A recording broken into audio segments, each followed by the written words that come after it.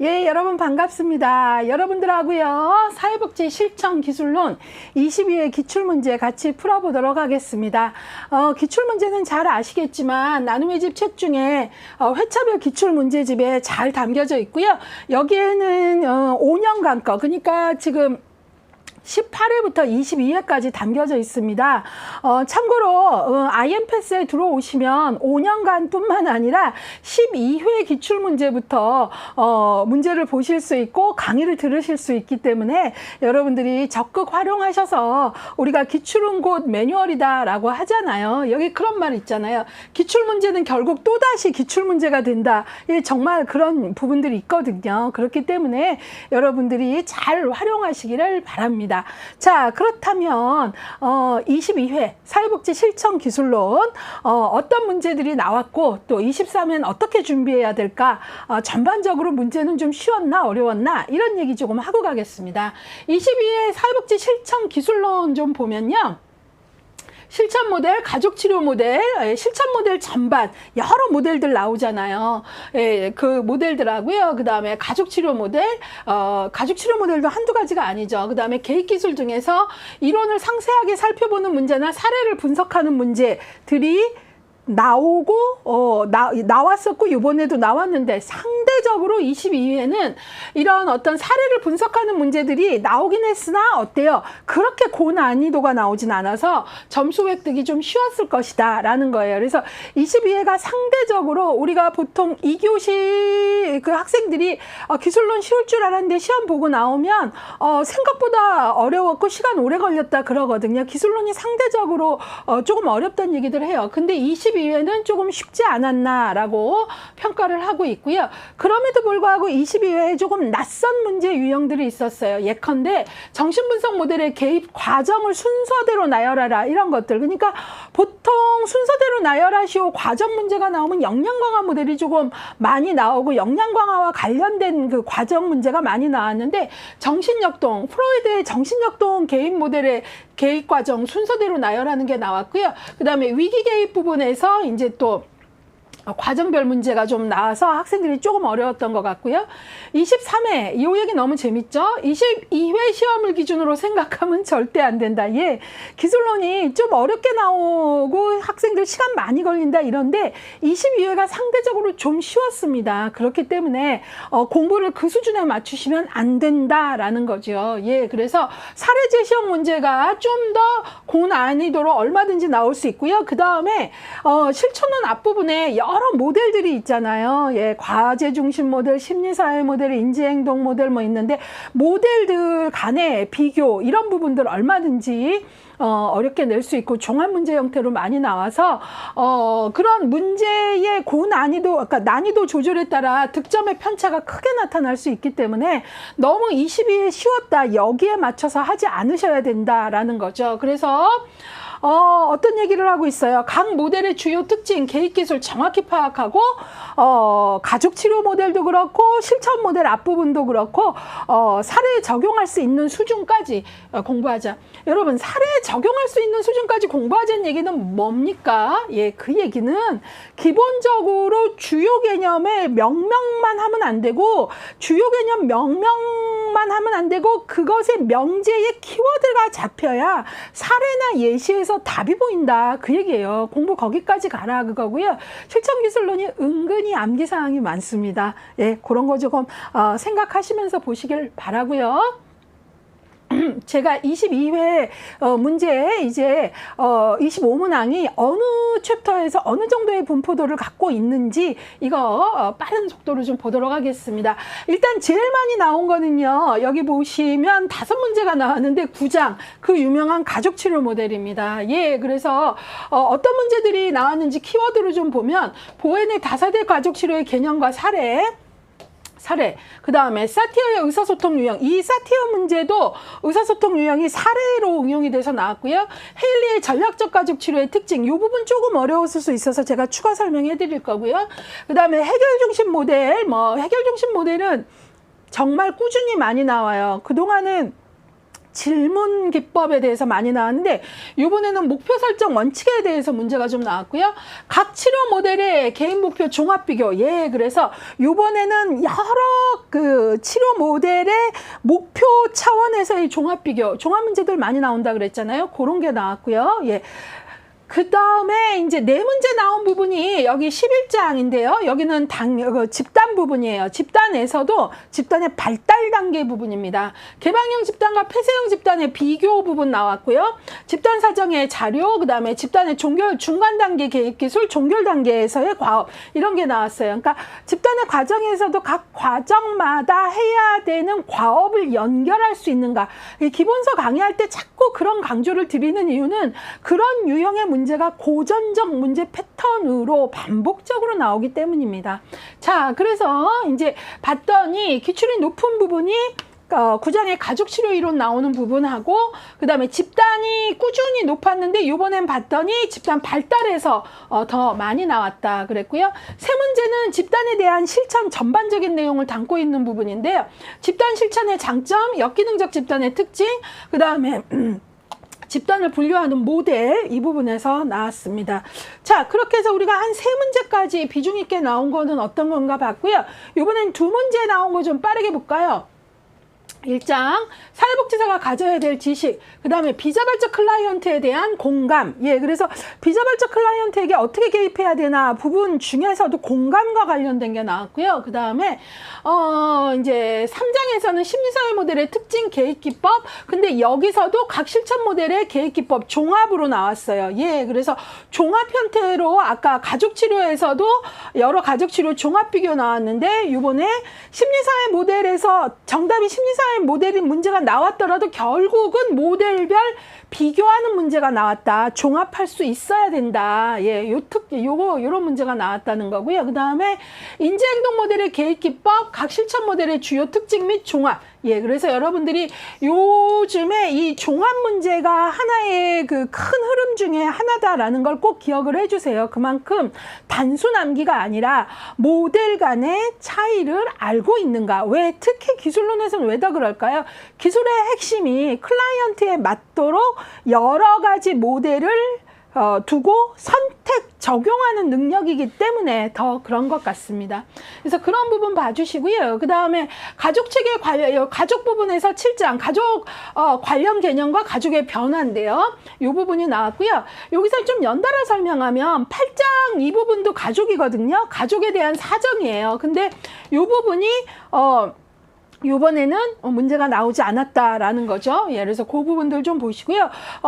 요번에 안 나왔다 그래서 이 부분 공부 안 하시면 안 돼요. 가족사정도고 가계도 생태도 이런 부분은 뭐 꾸준히 기출이 높았던 영역이라 그런 것들을 좀 기억을 해 주시고요. 한 문제 좀 보시면 그 2장 정신역동에서 개입과정이 요번에 나왔고요. 예, 그 다음에 과제 중심 모델의 특징에서 하나, 위기 개입 모델에서 하나, 그 다음에 12장 기록, 레코딩에서 하나, 그 다음에 13장 단일 사례 설계 사례 문제. 13장은 정말 여러 해에 걸쳐서 계속 나오는 게요. 단일 사례 설계가 현장에서 평가 도구로 잘 쓰이는 도구이다 보니 단일 사례 설계의 유형을 사례로 제시하고 그걸 알아맞히는 문제가 꾸준히 제시되고 있습니다. 자, 이렇게 해서요. 우리가 22의 기출 문제는 어떤 키워드를 가지고 어느 챕터에서 얼만큼 나왔나 봤습니다. 그래서 특히 뭐 9장의 가족치료 부분이나 집단 부분은 실천 기술론에서 기출이 꾸준히 높은 영역이다라는 걸 다시 한번 강조하면서 여러분과 함께 1번 문제 풀어보도록 하겠습니다. 1번 사회복지사가 가져야 될 지식의 내용으로 옳은 것을 모두 골라라. 챕터 1이죠. 예, 그래서 이제 실천기술론 챕터 1에서는 지식, 그 다음에 기술 이런 얘기들을 하고 있는데요. 사회복지사가 가져야 될 지식, 기억, 조합형인데 인간행동과 발달 당연히 알아야죠. 우리가 인행사로도 공부하고 있고요. 인간관계와 상호작용, 그럼요. 예, 우리가 사회복지에서 사회적 적응을 돕는다는 건 개인만 잘해서가 아니라 관계 능력이 있어야 되는 거잖아요. 그래서 그런 부분도 중요하고요. 그 다음에 이런 것들은 조금 미시적이라면 어때요? 우리는 아주 중요하게 배우는 게 현대사회복지사는 미시적, 사후적 개입만 하는 사람 아니잖아요. 거시 정치적, 제도적 개입에 대해서도 알고 있어야 되죠. 그래서 사회복지 정책과 서비스도 맞죠. 그래서 우리가 거시적 개입도 한다. 예. 미시거시 같이 생각해 보시면 될 것 같고요. 또 하나, 사회복지사 자신에 관한 지식 필요합니다. 이걸 우리가 자기인식이라고 얘기하고요. 윤리강령에서도 사회복지사의 자기인식에 대한 언급이 나올 만큼 현장 사회복지사라면 자기에 대한 인식이 있어야 됩니다. 그래야 역전이 최소화할 수 있고요. 예, 투사 마구 안 할 수 있고요. 소진과 관련해서도 자기인식이 있는 사회복지사가 소진 관리도 잘 됩니다. 스트레스 관리도 물론이고요. 자, 그래서 여기에 있는 것들 모두 다 필요합니다. 정답은 5번이고요. 정답률은 92%. 그렇게 어렵게 느낀 것 같지는 않습니다. 자, 이번에는요, 여기 처음 문제만 요거 설명할게요. 자, 이제 매 문제마다 뒤에 요거를 좀 달아드리는데요. 예, 달아드리는 이유는 뭐냐면, 그 문제가 어려우시다면, 그 문제가 만약에 어려우시다면, 바로 기본서, 이곳을 보세요. 1장, 사회복지사의 전문성, 기술론. 이 문제가 어려우시다면, 10년간의 키워드로 정리한 기출에도 2번호를 보세요. 이렇게 안내를 해드리고 있으니까, 여러분들이 그런 부분들 이제 잘 활용을 하시기 바랍니다. 우리 교재가 모든 교재가 서로 연동되어 있습니다. 예, 그래서 학습에 있어서 어느 부분도 구멍이 생기지 않게 끊임없이 고민합니다. 예, 어느 교재를 어떤 순서로 어떻게 제시할 때 수험생이 가장 도움이 될까 그러거든요. 그래서 그런 고민들의 결과물들을 적극 활용하시길 바랍니다. 자, 이번에는요, 여러분과 2번 문제 풀어보도록 하겠습니다. 자, 2번 문제입니다. 다음 설명에 해당하는 모델로 옳은 것은 그랬습니다.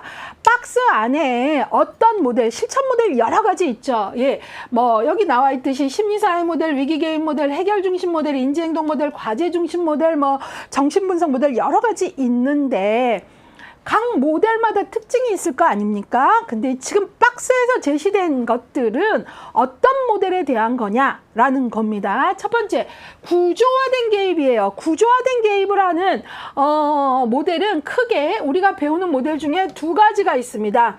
하나는 인지행동 모델이고요. 또 하나는 과제 중심 모델입니다. 이 둘 다 프로이드의 장기 개입에 대해서 비판을 하면서 시작된 모델로 둘 다 장기 개입이 아니라 단기 개입을 강조하면서 단기 개입이 가능하려면 구조화된 개입을 해야 되거든요. 그래서 이 둘 중에 답이 나올 수 있겠죠. 근데 나머지 다 볼게요. 개입의 책무성, 책임성, 책무성 강조, 그 다음에 클라이언트의 자기결정권을 강조했고 환경에 대한 개입을 강조했다라고 한다면 정답, 책무성 강조, 자기결정권 여기에서 확실하게 답이 확 오셨어야 돼요. 정답은 과제 중심 모델입니다. 31%의 정답률을 보이고 있어서 왜 그럴까 고민되고 왜 이렇게 정답이 20, 27, 14 이렇게 마구 분산되었을까. 예. 강의할 때 정말 많이 강조하거든요. 예. 단기 개입 모델은 구조화가 되어야 된다. 뭐 이런 얘기도 여러 번 했고요. 그 다음에 리드와 앱스타인이 만든 이 모델은 개입의 책무성에 대한 요구가 컸고, 그 다음에 이 모델이 자기결정권 강조했다는 얘기도 조금 여러 번 했던 것 같고, 그 다음에 환경에 대한 개입도 같이 하거든요. 예, 그래서 정답은 과제 중심 모델입니다. 일단 정답이 너무 정답률이 낮고요. 그 다음에 심리사회 모델 20%나 되는데 이러시면 안 되죠. 심리사회 모델은 제가 모델별 전체 비교를 해드릴 때 그때 심리사회 모델은 장단기 개입으로 나오면 오히려 장기로 넣으셔야 된다 그랬거든요. 예. 그래서 구조화라는 말에서 단기라는 느낌 확 오셨어야 되거든요. 예. 그런 부분도 좀 그렇고. 아무튼, 예. 여기서 고민이 됐다면 이 둘 중에 고민이 됐어야 돼요. 인지행동하고 과제 중심. 근데 그 외에 책무성 강조, 자기결정권 이 부분에서 확실하게 우리가 그 과제 중심 모델의 등장 배경에서 리드와 앱스타인이 현장의 많은 사회복지사들이 어떤 요구에 의해서 구조화되고 책무성이 강조되고 자기결정권이 강조되는 그런 모델을 만들었는지 소개를 좀 했었거든요. 예, 그런 부분들의 키워드를 그냥 흘려서 듣지 마시고 내 것으로 좀 만드시기를 부탁을 드립니다. 예, 그래서 이 문제. 제 고민은 이럴 때 왜 이게 이렇게 정답이 분산이 됐을까? 뭐 때문에 이렇게 혼란스럽게 느끼셨을까? 이게 고민이에요. 예, 그래서 여러분들이 그런 걸 조금 기억을 해주시길 바라고요. 과제 중심 모델은 지금 여기에 소개된 것 이외에도 뭐 과제를 중심으로 클라이언트의 문제에 개입을 한다 뭐 이런 것, 또 그다음에 클라이언트와 사회복지사의 협조적인 관계를 강조한다 뭐 이런 것들이 또 같이 나오는 특징들입니다. 예, 그래서 결국은 여러분 이 문제는 형식을 좀 가져가세요. 여기에 다른 모델도 다 이런 식의 유형으로 문제 낼 수 있겠죠. 그쵸? 예, 그래서 어떤 모델이든 박스 안에 그 모델의 특징을 넣고 어떤 모델이냐라고 나올 수 있으니 모델 간의 어때요? 차이, 각 모델의 특성, 예, 이것들을 좀 잡아내셔야 됩니다. 자, 이번에는 3번으로 좀 가도록 하겠습니다. 3번 같이 볼게요. 이번에는 해결 중심 가족 치료와 관련된 문제가 나옵니다. 해결 중심 모델의 개인 목표 설정 원칙. 해결 중심 가족 치료에서 목표를 설정할 때 어떤 원칙이 있는데 이거에 대한 설명으로 옳지 않은 것은 그랬어요. 해결 중심의 목표나 철학이 좀 독특합니다. 그래서 바로 해결 중심이라는 것은 다른 말로 하면 문제 중심이 아니라 시각이 뭘로 갔다는 거예요? 해결 중심으로 갔다는 거예요. 동일한 케이스라 하더라도 이거를 조금 해결하고 문제 중심하고는 동일한 사례라 그래도 바라보는 관점이 다르니까 접근도 다르죠. 예, 그래서 해결 중심의 목표 설정의 원칙이 아닌 것 찾겠습니다. 첫 번째, 클라이언트에게 중요한 것을 목표로 한다. 맞습니다. 해결 중심은 강점 관점입니다. 강점 관점. 제가 다른 과목에서도 강조했지만 강점 관점의 대표적인 모델이 역량 강화 모델하고 가족치료 중에 해결 중심 가족치료입니다. 예, 그러니까 여기서 중요한 건 강점 관점이니까 누가? 치료자가 당신은 이게 문제니 이걸 목표로 하시오가 아니라 클라이언트에게 중요한 것을 목표로 한다. 맞았고요. 그 다음에 작은 것을 목표로 한다. 맞아요. 해결 중심의 원칙과 철학이 독특합니다. 큰 성공이나 큰 목표를 잡으면 그 목표를 바라보다 지쳐서 아무것도 안 하고 에너지 동원 안 한다는 거예요. 작은 성공 경험이 큰 성공까지 갈 수 있는 추진력도 되고요. 그래서 해결 중심에서 중요한 건 작은 것을 목표로 하라예요. 맞았고요. 또 3번, 목표를 종료보다는 시작으로 간주한다. 이것도 맞습니다. 해결 중심에서는요, 어떤 그 시각에 있어서 중요한 게, 지금 여기서 시작한다라는 시각을 갖고 있기 때문에, 결과를 갖는 것, 결과를 성취하는 것에만 초점을 두기보다는, 현재 단계에 필요한 것에 초점을 두는 것, 이걸 더 중요시합니다. 예, 그래서 여러분들이, 목표를 종료보다는 시작으로 간주한다라는 걸 기억을 좀 해주시고요. 그 다음에 4번, 있는 것보다 없는 것에 관심 두기. 이거는 틀렸습니다. 해결 중심은요, 틀린 것의 답이 4번인데요. 있는 것보다 없는 것이 아니라 그 반대입니다. 없는 것보다 있는 것, 이미 가지고 있는 것에 관심을 둡니다. 자, 우리가 강점 관점에서 중요한 거는 이미 그 안에 클라이언트는 어때요? 능력을 가지고 있다는 믿음이죠. 해결 중심도 강점 관점이기 때문에요. 계속 없는 거에만 집중하지 않아요. 없는 거에만 집중한다라는 건, 결함 중심 시각이고 문제 중심 시각이고 병리적 관점입니다. 해결 중심은 그게 아니라 없는 게 아니라 이미 있는 것을 발견하고 그것을 어때요? 활용하는 걸 중요시합니다. 그래서 있는 것보다 없는 것에 관심 두는 게 아니라 없는 것보다 이미 가지고 있는 걸 발견하고 이걸 활용하는 걸 중요시한다라는 거죠. 그래서 제가 해결 중심과 관련된 어떤 책을 볼 때 어떤 게 기억이 나냐면 이야기가 기억이 나는데 어떤 산을 하나 넘어야 돼요. 근데 그 개미가 해결 중심 관점의 개미였던 거예요. 그래서 여러 개미들이 있는데 다른 개미들은 나는 너무 작아서 이 산을 넘을 수가 없어. 아마 넘다가 죽을 거야. 그러면서 되게 막 문제 중심의 말을 해요. 근데 그 중에 개미 하나가 어떤 말을 하냐면 나는 너무 작기 때문에 이 산을 넘으려는 다른 친구가 누군지 알기만 하면 돼. 노루가 넘을 거면 노루 그 등에 타고 넘으면 되고, 뭐 토끼가 넘을 거면 토끼 등에 타면 되고, 나는 너무 작기 때문에 이 산을 넘으려는 그 동물과 친구해서 얼마든지 넘을 수 있어, 이런 얘기를 하거든요. 그러니까 작다라는 거를 다른 개미들은 어때요? 다 문제 중심으로 봤잖아요.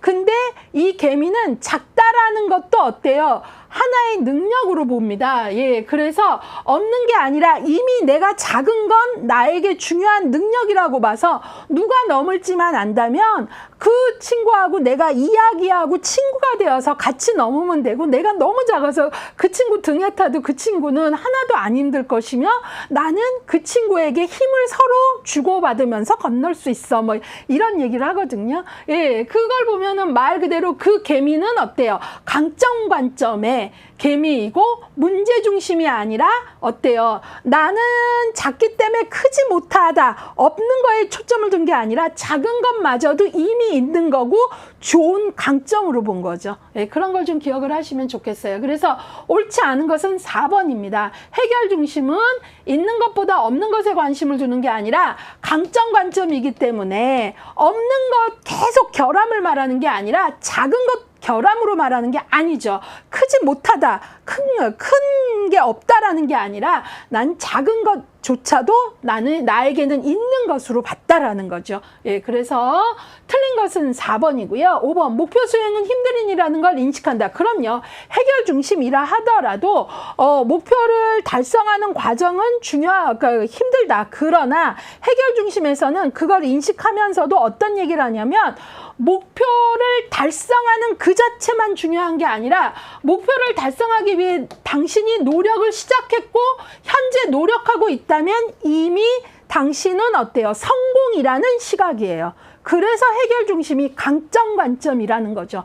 자, 그러면 정답률을 보면 51%예요. 예. 그래서 이 부분에서 정답률이 높지 않고 틀린 것으로 5번을 많이 선택을 했어요. 43%나 했거든요. 예. 그래서 이 문장에서 힘든 일이라고 했으니까 이거는 문제 중심이야, 이렇게 생각을 했는데요. 해결 중심은 전제가 이래요. 목표 수행은 누구나 쉽지 않은 일이다. 그러나 당신이 노력하고 있다면, 결과가 아직 안 나왔어도 그 과정 자체가 이미 뭐다? 노력하는 그 자체를 성공의 시작으로 본다라는 거죠. 이해 가셨죠? 예, 이 부분 조심하셔야 됩니다. 자, 그래서 이제 이런 것들을 보면 여러분들도 자신에게 나는 어디서 넘어질 수 있을까? 나는 5번에 체크하지 않았을까? 이런 것들을 물어보는 게 바로 문제를 풀면서 내가 어때요? 어디에 함정에 빠질 수 있는지 알아내면서 나의 문제풀이 능력을 키워보는 거죠. 문제풀이 근육을 만든다는 건 한 번에 딱 하고 되지 않아요. 누가 얼마나 많은 문제를 풀어보느냐. 그 전에 무작정 푸는 게 아니라 기본 개념에 얼마나 성실한가, 이거죠. 자, 그래서 이 부분 같이 공부했고요. 이번에는요, 여러분들하고요, 몇 번을 볼 거냐면 4번 문제를 보겠습니다. 위기게임 모델에 관련해서 문제가 나왔습니다.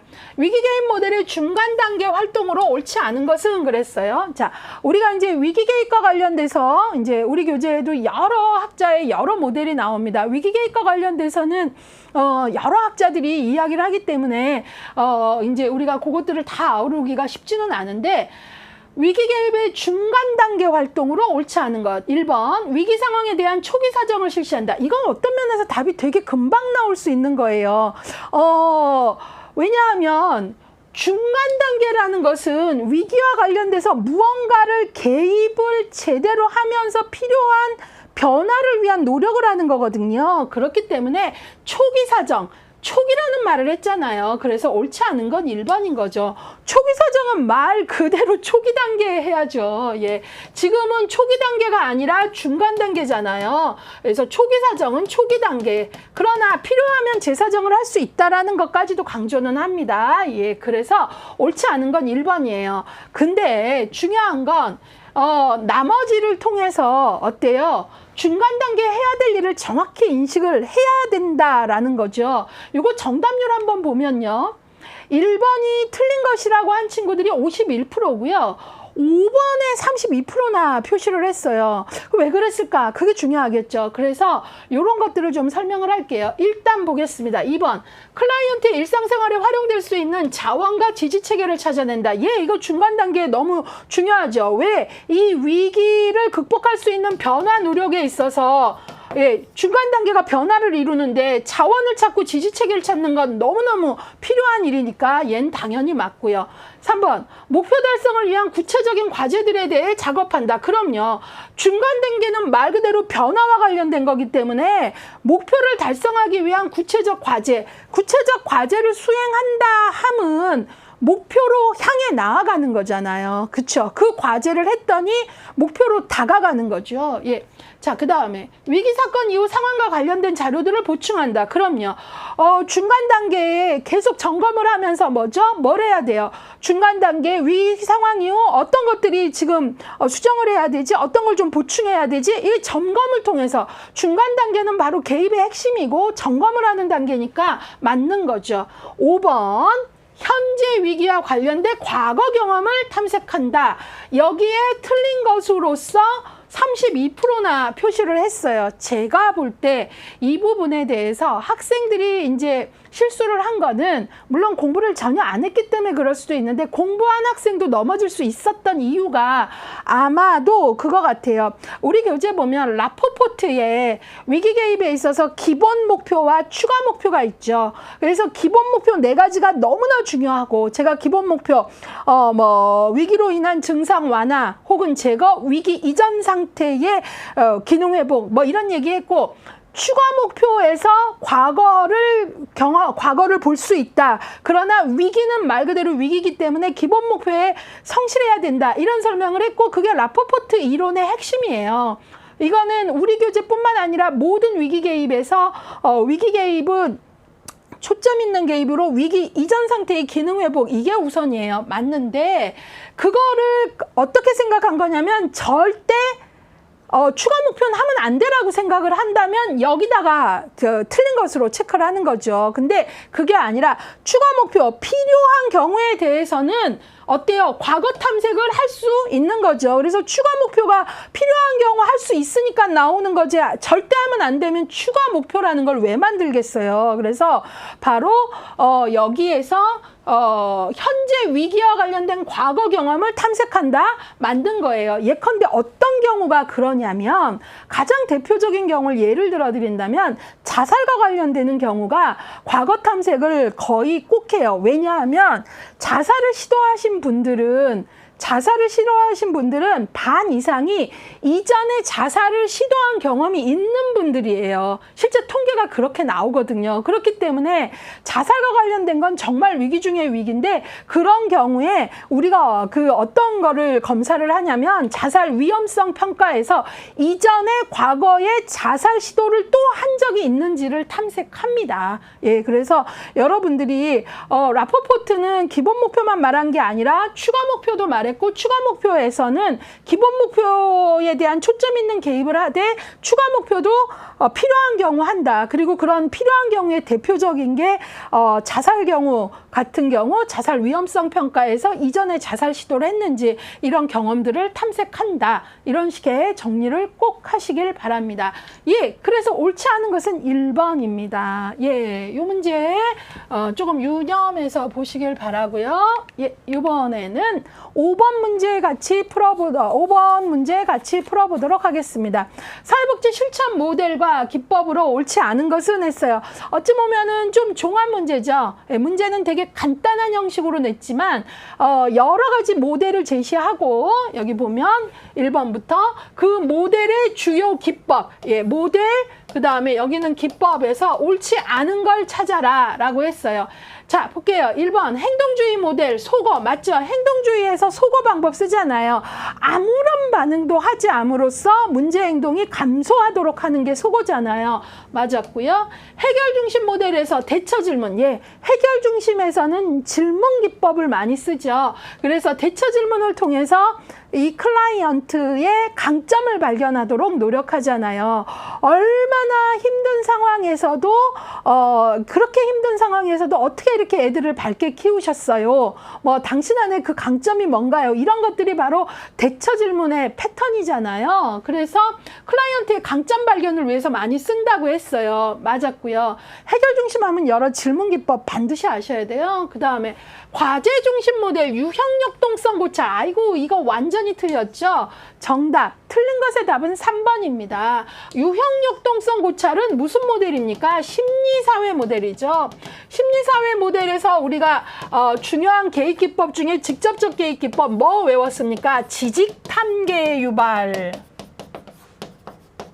예, 그래서 이 중에 유가 바로 뭐죠? 앞글자만 딴 거잖아요. 지지하기, 직접 영향 주기 뭐. 근데 유가 바로 뭐죠? 유형 역동성에 대한 고찰이죠. 나만 모르는 내 패턴을 발견하게 하는 거잖아요. 예, 그래서 누구 씨는 뭐뭐 할 때마다 뭐뭐 하지는 않나요? 이런 유의 질문을 했던 게 기억이 나셔야 될 것 같습니다. 예, 그래서 요거는 심리사회 모델이고요. 과제 중심 모델은 아닌 거죠. 그래서 틀린 것의 답은 3번입니다. 예, 과제 중심 모델에서는 주요 기법이 과제를 개발하는 거죠. 조작적 과제와 일반적 과제를 잘 연결해내고 뭐 이런 거잖아요. 예, 그래서 옳지 않은 것의 답은 3번. 인지행동 모델, 소크라테스식 문답법 맞죠? 인지행동 모델은 다차원적 개입, 중다양식적 개입을 하지만 그 중에서 인지적 차원의 개입의 대표적 기법이 영혼 삼파술이라고 하는 소크라테스식 문답법이었잖아요. 그래서 맞았고요. 그 다음에 위기개입 모델, 자살의 위험성 평가. 뭐 아까도 잠깐 이 전문제에서 했는데요. 위기개입 모델에서 특히 자살과 같은 이런 위험은요, 위험성 평가 반드시 하셔야 됩니다. 그래서 이전에도 시도한 적이 있는가도 봐야 되고요. 시도한 방법 뭐 이런 것들 다 보시는 게 아주 중요합니다. 그래서 자살 위험성 평가할 때 뭐 우리가 뭐 MSE라 그래서 멘탈 스테이트를 알아보는 것도 하고요. 이력 조사 뭐 이런 것들, 그리고 이 사람에게 있어서 위험 요인은 뭐고 보호 요인은 뭔가 이런 것들 다 평가합니다. 예, 그래서 옳지 않은 것은 3번이고요. 정답률은 64% 나왔습니다. 요 정도는 사실은 예제 응용까지는 안 한 거잖아요. 종합 문제이기는 하지만 예제 응용도 하지 않았고 어때요? 각 모델별 주요 기법을 연결하는 수준이니까 요 정도는 좀 학습이 되어 있어야 되죠. 적어도 어떤 기법을 보면 아, 이거 어느 모델의 기법이야. 이건 좀 돼야죠. 그리고 그게 어떻게 하는 것까지 알아야 사례 문제가 또 풀리는 거죠. 예, 그래서 그 공부를 하실 때 그런 어떤 수위들을 알고 반응을 하셔야 되겠다라는 얘기를 하면서 이번에는 6번 문제로 넘어가도록 하겠습니다. 심리사회 모델에 관한 설명으로 옳은 것을 모두 골라라. 조합형 문제입니다. 기억, 니은, 디귿, 리을이 있는데요. 심리사회 모델의 기법으로 옳은 것을 골라라 그랬어요. 일단은 심리사회 모델의 그 기법은 심리사회 모델의 기법은 크게 직접적 기법과 간접적 기법으로 나뉘었고, 특히 이 직접적 기법의 대표가 지직 탐계 유발해서 이거 꼭 외우자 그랬잖아요. 예, 6가지. 그 다음에 간접적 기법은 이제 환경을 조정하는 것, 예, 이런 것들이고요. 자, 보겠습니다. 옳은 것 모두 고르래요. 기억. 심리사회 모델을 체계화하는 데는 홀리스가 공헌했다. 맞죠? 우리 교재 심리사회 모델 앞부분을 보시면 심리사회 모델의 3인방이 나옵니다. 심리사회 모델의 기원으로 메리 리치몬드가 나오고요. Person in Situation, 상황 속의 인간을 언급한 학자로 고든 해밀턴이 나오고요. 상황 속의 인간이 심리사회 모델의 대표적 슬로건 같은 거라 그랬잖아요. 그 다음에 이제 이런 어떤 그 실천에 대해서 이런 그 기법들을 그 체계화한 대표적인 학자가 플로렌스 홀리스입니다. 예, 그래서 이건 맞았고요. 그 다음에 직접적 영향 주기는 언제나 사용 가능한 기법이다 했는데 볼게요. 심리사회 모델의 지직 탐계 유발할 때 지가 지지하기이고요. 그 다음에 직접적 영향 주기가 바로 지직할 때 두 번째예요. 그러니까 심리사회 모델에 직접적 영향 주기 기법이 있는 건 맞아요. 그러나 이 기법이 있는 건 맞지만 뭐가 틀린 거죠? 이 뒤에 문장이 틀렸습니다. 언제나 사용 가능한 기법은 아니죠. 여러분, 직접적 영향 주는 거는 제가 뭐라 그랬어요? 조언을 하거나 제안을 하거나 뭐뭐는 어디까지라고 봅니다. 제안을 하거나 뭐뭘 해보시는 건 어떨까요? 제안을 하거나 또 어떤 내용의 조언을 할 수 있지만 언제나 가능하진 않죠. 왜냐하면 누가 나의 조언을 들으려면, 누가 나의 제안을 들으려면, 누가 내가 제안하는 걸 받아들이려면 그 사람의 마음의 공간이 확보돼야 돼요. 신뢰가 확보돼야 된다고요. 근데 그걸 하지 않은 상태에서 이 사람에 대해서 조언을 마구 한다거나 제안을 하면 이 사람 화가 나요. 그렇죠? 그렇기 때문에 언제나 사용 가능한 게 아니라 충분히 그 관계가 형성이 되고 받아들일 수 있어야 돼요. 언제나 때문에 틀린 겁니다. 그래서 얘는 틀렸다라는 거예요. 이와 같은 것들은 예컨대 직면하기, 도전하기, 해석하기, 이런 것들도 마찬가지예요. 함부로 하지 않아요. 내가 똑똑하게 딱 이게 이래서 이렇구나 하고 떠올라도요. 그렇게 함부로 말하지 않아요. 클라이언트가 그것을 받아들일 마음의 공간, 그것을 받아들일 소화력이 있을 때 해야지, 안 그러면 안 하니만 못하다라는 얘기를 여러 번 했어요. 그렇죠? 예, 그래서 틀렸고요. 디귿, 환기는 클라이언트의 긍정적 감정을 표출시킨다. 감정의 표출이라 그러니까 환기 맞다, 쏟아낸다 감정을 했는데 틀렸죠. 왜 틀렸어요? 긍정적인 게 아니라 환기는 부정적 감정이죠. 주로 억압되고 눌려있던 부정적 감정을 안전한 관계에서 쏟아냄으로써 카타르시스, 감정의 정화를 느끼는 거죠. 그래서 틀렸습니다. 여기 보면 언제나 때문에 틀렸고 긍정적이기 때문에 틀렸으니 지문을 정확히 읽어내야 되죠. 그렇죠? 그 다음에 리을, 간접적 계획 기법으로 환경 조정을 사용한다. 이건 맞았죠. 아까 심리사회 모델은 직간접 계획 기법을 다 씁니다 그랬고, 간접적인 거의 대표가 클라이언트를 둘러싼 환경 조정이라고 얘기했으니까요. 그래서 정답은 기억 디귿 1번이고 정답률 59%예요. 예, 어찌 보면 정답률이 높지 않은 거잖아요. 예, 그래서 여러분들이 내가 이 모델을 정말 잘 알고 있는가 스스로 물어보셔야 된다라는 거고요. 디귿 같은 경우에 3번 같은 경우에 23%나 했는데 여기서 디귿을 선택을 했는데 감정 표출에만 딱 꽂히셨나 봐요. 긍정적인 게 아니라 부정적 감정을 표출하는 거잖아요. 그런 거 주의하셔야 되겠습니다. 그래서 정답은 1번 되겠습니다. 예. 자, 출제자들은 문제를 낼 때 어떤 면에서는 변별력이니까 학생들이 어때요? 면밀한 변별력을 갖고 있는지를 검증해내고 싶을 거 아닙니까? 그래서 여러분들이 지문을 정확히 읽어내야 된다라는 걸 얘기하면서 이번에는 7번 문제로 가도록 하겠습니다. 인지행동 계획 기법에 관한 설명으로 옳은 것 그랬어요.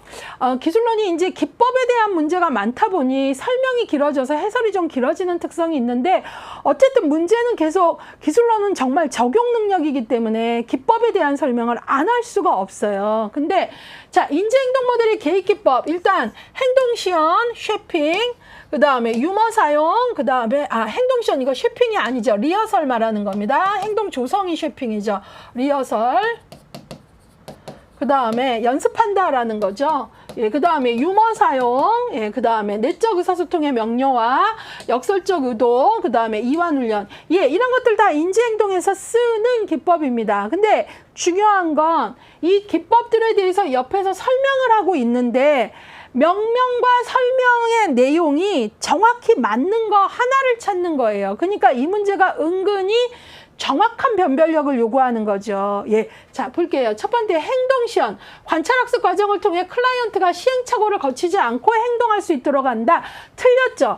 행동 시연은 리허설이에요. 실제 장면에서 성공적으로 해낼 수 있도록 사회복지사라는 안전한 관계 속에서 충분히 연습을 하는 게 행동 시연이에요. 그래서 뭐 거절하기가 안 된다면 사회복지사랑 거절하는 연습을 한다라거나 등등등. 그렇기 때문에 연습 과정에서 리허설 연습이잖아요. 충분히 시행착오를 거쳐야 돼요.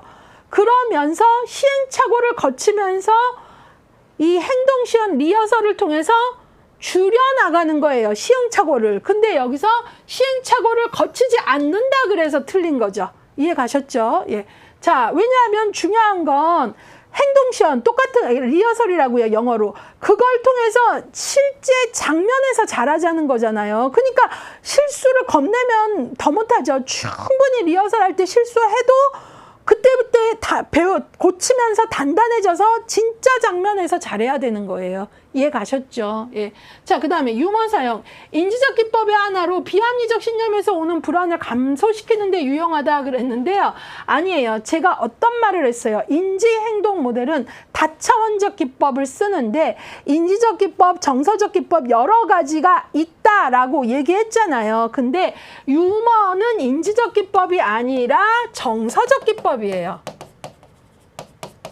인지적 기법의 대표적인 건 앞서서 했던 뭐지요? 소크라테스식 문답법이죠. 예. 그래서 이거 또 틀렸습니다. 3번 내적 의사소통의 명료와 클라이언트 스스로 자신에 대해 독백하고 사과하는 과정이다. 맞았습니다. 내적 의사소통의 명료화는요. 여러분들이 이제 요 기법과 관련해서는 이제 우리 교재에도 나와 있는데 클라이언트가 독백하는 과정에 치료자 혹은 사회복지사가 그때그때 피드백을 함으로써 클라이언트가 갖고 있는 인지적 오류나 비합리적 신념을 깨닫도록 도와주는 게 내적 의사소통의 명료화예요. 그러니까 클라이언트가 스스로 하는 독백하는 말, 그때 내가 아버지가 만약에 심장마비로 돌아가셨는데 클라이언트가 이렇게 그때 내가 집에만 있었더라도 아버지는 심장마비로 돌아가시지 않았을 텐데 하는 건 이 사람의 인지 왜곡 중에 뭐죠?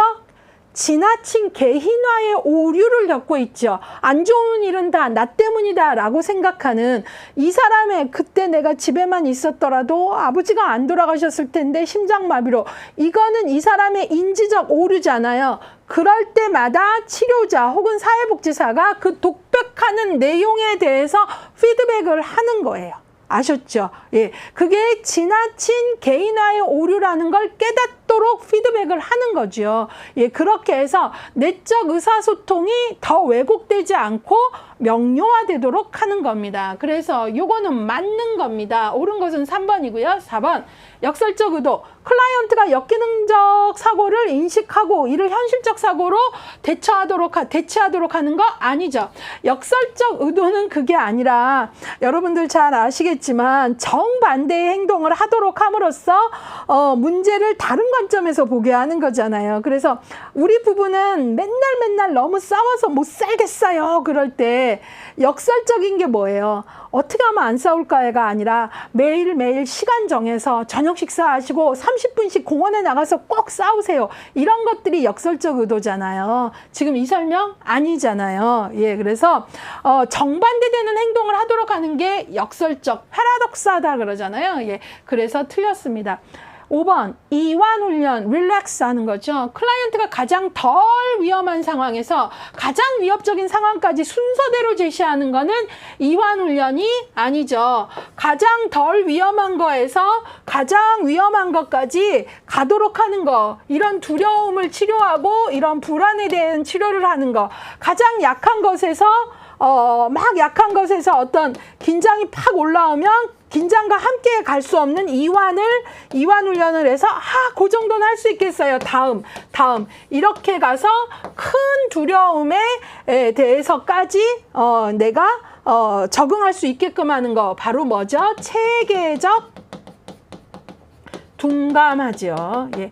우리 교재 인지행동 기법에 기타 기법에 나오고 체계적 둔감화는 제가 예제로도 많이 나오니 정확히 아셔야 됩니다 라고 얘기하면서 체계적 둔감화를 설명하면서 인행사에서는 거미에 대한 공포와 관련된 체계적 둔감화를 잠깐 언급하고 예를 들었고, 또 제가 많이 든 게 뭐예요? 야구 모자를 쓴 성인 남자에게 성폭행을 당한 여성에 대한 예도 많이 들었잖아요. 예. 그래서 이 여성의 야구 모자 이꼴 성폭행이라는 강한 두려움에 잘못된 자극과 자극의 연합, 야구모자 이꼴 성폭행이라는 거, 이걸 역으로 풀어내기 위해서는 이렇게 체계적 둔감화 훈련을 한다라고 여러 차례 예를 들었었어요. 그것들이 좀 기억나셨으면 좋겠네요.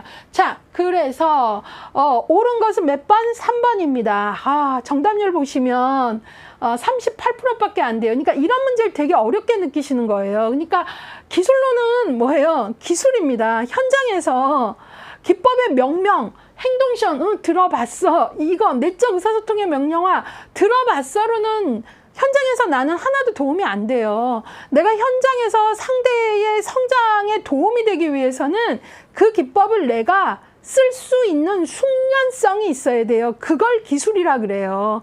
그러기 위해서는 정확히 내용을 알고 계셔야죠. 예, 아까 뭐 시행착오를 거치지 않으면 그게 어떻게 리허설이야? 이렇게 판단이 돼야 되잖아요. 예, 그래서 요런 문제들이 정답률이 많이 떨어지고, 이 문제는 이제 이렇게 보면서 제가 뭘 느꼈냐면, 야, 이게 그냥 기법마다 다 헷갈렸나? 어떻게 이렇게 정답률이 분산이 된 거야? 이런 거죠. 저는 이런 분산을 볼 때마다 고민이 많아져요. 도대체 제가 설명할 때 되게 액션이 강하잖아요. 근데 제가 평소에 이렇게 막 강하지 않아요. 목소리 하이톤에 막 이렇게 강한 액션 이렇게 평소에 많이 안 합니다. 근데 이 수업에서 하는 이유가 뭐냐면 변별력을 위해서 좀 하거든요. 근데도 불구하고 이렇게 막 정답이 분산되는 걸 보면 기법의 개념화를 어떻게 어디까지 도와드려야 되나 이런 고민이 좀 됩니다. 예, 그래서 여러분들이 이런 부분들을 이게 뭐 다 내 잘못이다 하면 그것도 개인화의 오류이긴 한데 고민은 좀 돼요. 예, 그래서 기법들에 대해서 그냥 그런 거 들어봤어가 아니라 좀 이런 마음 있잖아요. 현장에서 내가 이 기법이 꼭 필요한 사람의 상황을 잘 포착해서 이 기법을 잘 써서 그 사람의 성장을 함께 돕겠어. 좀 이런 마음으로 기법에 접근을 해보신다면 어떨까라는 얘기 잠깐 드려봅니다. 자, 이번에는요 8번 문제로 가겠습니다. 종합 문제네요. 실천 모델에 대한 종합 문제. 사회복지 실천 모델에 관한 것으로 옳지 않은 것. 역량 강화 모델, 클라이언트 중심 모델, 행동주의 모델, 위기 개입 모델, 해결 중심 모델 이렇게 나와 있는데요. 옆에 설명이 있는데 옳지 않은 것을 찾아라 라는 문제입니다. 1번 역량 강화 모델의 발견 단계에서는 사정 분석 계획하기를 수행한다. 맞았죠? 여기서는 여러분들이 역량 강화 모델 하면은 대화 단계, 그 다음에 뭐죠? 발견 단계, 발전 단계 해갖고 요 각 단계마다 하는 과업을 연결하실 수 있어야 되죠. 발견 단계에서는 문제 사정, 분석, 그 다음에 계획, 행동계획 수립까지 가야 되잖아요. 하나도 틀린 게 없어요. 맞았죠. 그래서 결국은 역량 강화 모델의 단계별 과업이 이 지문 하나에서 단계별 과업 연결이 됐나 안 됐나를 물어보는 거예요. 그래서 요거는 맞는 거고요. 자, 두 번째, 클라이언트 중심 모델은 문제 해결에 대한 클라이언트의 책임을 강조한다. 맞죠. 그래서 클라이언트 중심 모델은 여러분들이 칼 로저스의 클라이언트 중심 하는데요. 클라이언트의 자기결정, 클라이언트의 자기결정뿐만 아니라 책임도 같이 강조한다는 거 기억해 주시고요. 그 다음에 3번, 행동주의 모델에서는 인간을 병리적 관점에서 바라본다. 이건 아니에요. 그래서 옳지 않은 것은 3번입니다. 행동주의 모델은 정신분석 이론의 한계를 지적한 건 맞아요. 예, 그리고 정신분석에 반대를 했죠. 예, 근데 병리적 관점에서 바라본 건 아니고 환경 결정론적 시각, 좀 기계론적 시각 이런 얘기는 하지만 병리적 관점은 아니죠. 병리적 관점을 갖고 보는 건 우리가 흔히 정신분석을 얘기하죠. 예. 그래서 틀린 것은 몇 번? 3번입니다. 4번. 위기 개입 모델에서 위기는 사건 그 자체보다 사건에 대한 개인의 주관적 현실에 기반을 둔다. 맞죠? 이거는 우리가 위기 개입 모델 할 때도 제가 설명할 때 힘을 주는데 동일한 어떤 상황 사건에서 A는 크게 위기로 느끼지만 B는 안 그럴 수 있거든요. 결국은 이때 중요한 게 개인의 주관적 판단입니다. 그래서 주관적 현실에 기반을 둔다는 거죠. 사건 그 자체보다는 그것에 대해서 개인이 느끼는 주관적 위기감의 정도가 더 중요하다라는 거죠. 예, 그래서 여기는 맞는 거고요. 5번, 해결 중심 모델은 사회 구성주의 시각을 갖는다. 이 지문이 좀 어려울 수 있는데 여러분 해결 중심이 사회 구성주의적 시각인 거는 우리가 이렇게 가족 치료 모델을 배울 때 언급을 해드리는데요. 사회 구성주의에 해당하는 거 맞죠? 그래서 뭐 사회 구성주의 하면은 모더니즘이 아니라 포스트 모더니즘을 대표하는 사상이고요. 어떤 모더니즘이 과학적 실용주의 기술의 실증주의에 기반해서 객관성을 강조한다면 포스트 모더니즘의 대표적인 사회구성주의는 객관성이 아니라 바로 모든 사회 현실은 객관적으로 존재하는 게 아니라 주관적이다라는 거죠. 관점에 따라 다르게 해석될 수 있고 해결 방법도 다양하다라는 입장입니다. 해결 중심은 사회구성주의 시각 맞았습니다. 그래서 이거 맞는 문장이에요. 만약 해결 중심 가족 치료 모델은 과학적 실증주의 시각이다 하면 X인 거죠. 예. 이런 것들을 알아볼 수 있어야 돼요. 그래서 옳지 않은 것은 3번이고요. 정답률 67%. 그러니까 여기서도 학생들이 그 문장을 정확히 읽어내는 게 쉽지가 않았다라는 내용입니다. 예. 그래서 이런 것들을 잘 살펴보시는 게 중요하다고 하겠습니다. 자. 그러니까 상대적으로 기술론이 22회가 좀 쉽다고 하지만 실천론에 비해서 정답률을 보면 실천론은 뭐 80%, 90% 이런 게 좀 많이 나오는데 기술론은 예년에 비해서는 좀 쉬웠다고는 하지만 정답률이 실천론에 비해서는 수치 자체가 좀 낮아요. 예, 60, 50대 많고, 예, 그렇거든요. 그러니까 그런 어떤 과목의 특성들을 좀 아셔야 돼요. 어떤 면에서는 기술론이 좀 더 명확한 변별력을 요구하는 요소들이 많다라는 이야기이기도 하죠. 예. 자, 이번에는 9번 문제 같이 보도록 하겠습니다. 예, 요 문제 정답률 좀 보고 갈 필요가 있어요. 정답률이 16%예요. 16%. 이게 실천 기술론에서 정답률 제일 낮은 문제입니다. 그러니까 제가 과목마다 이렇게 이제 기출 분석을 하고 강의를 준비할 때 정답률이 유난히 낮은 문제들이 뭔가를 좀 보거든요. 과목마다. 근데 정신역동에서는 이게 나왔어요. 근데 사실 이 문제는 우리 기본서를 보면 마치 출제자가 나눔의지 기본서를 펼치고 낸 문제같이 토시 하나 안 틀립니다. 예. 그리고 기본서에서 정신분석, 정신역동 모델의 계획 과정을 되게 열심히 이제 설명을 조금 했고 이 과정들을 다 살펴봤거든요. 그럼에도 불구하고 프로이트의 정신역동 모델의 계획 과정을 순서대로 나열하시오 했는데 16%밖에 안 나왔어요. 저는 이게 조금 조금 강사로서 조금 아쉬운 게 뭐냐면 제가 모델이 워낙 많고 모델 간의 계획 과정이 다르니 이걸 비교해야 된다. 이게 한눈에 봐야 잘 보인다 그래가지고 한눈에 보기표로 모델 간의 계획 과정을 정리해드린 맨 끝 하단이 딱 이거거든요. 근데 왜 안 보셨을까 이런 생각이 좀 드는 거죠. 예. 그래서 그동안은 모델에서 계획 과정을 물어보는 경우 역량 강화 모델의 대화 단계, 발견 단계, 발전 단계의 단계별 과업들을 정확히 엮어내는 이런 과정의 문제가 많이 나왔는데 정신분석, 정신역동의 계획 과정은 처음 나왔어요. 그럼에도 불구하고 이 계획 과정으로 나온 이 문장이 우리 교재하고 단어가 똑같아요. 예. 거의 그냥 우리 교재를 보고 쓴 것 같이 똑같단 말이에요. 그런데 정답률이 16%니 참 제가 답답하죠. 예. 그 자료로도 만들어 드리고 교재도 이게 정확히 같이 나와 있고 설명도 열심히 한다고 했는데 오히려 5번이 이렇게 70%나 돼요. 근데 5번을 봤더니 그냥 여기에 나온 글자들을 그러니까 상식으로 반응하신 거예요.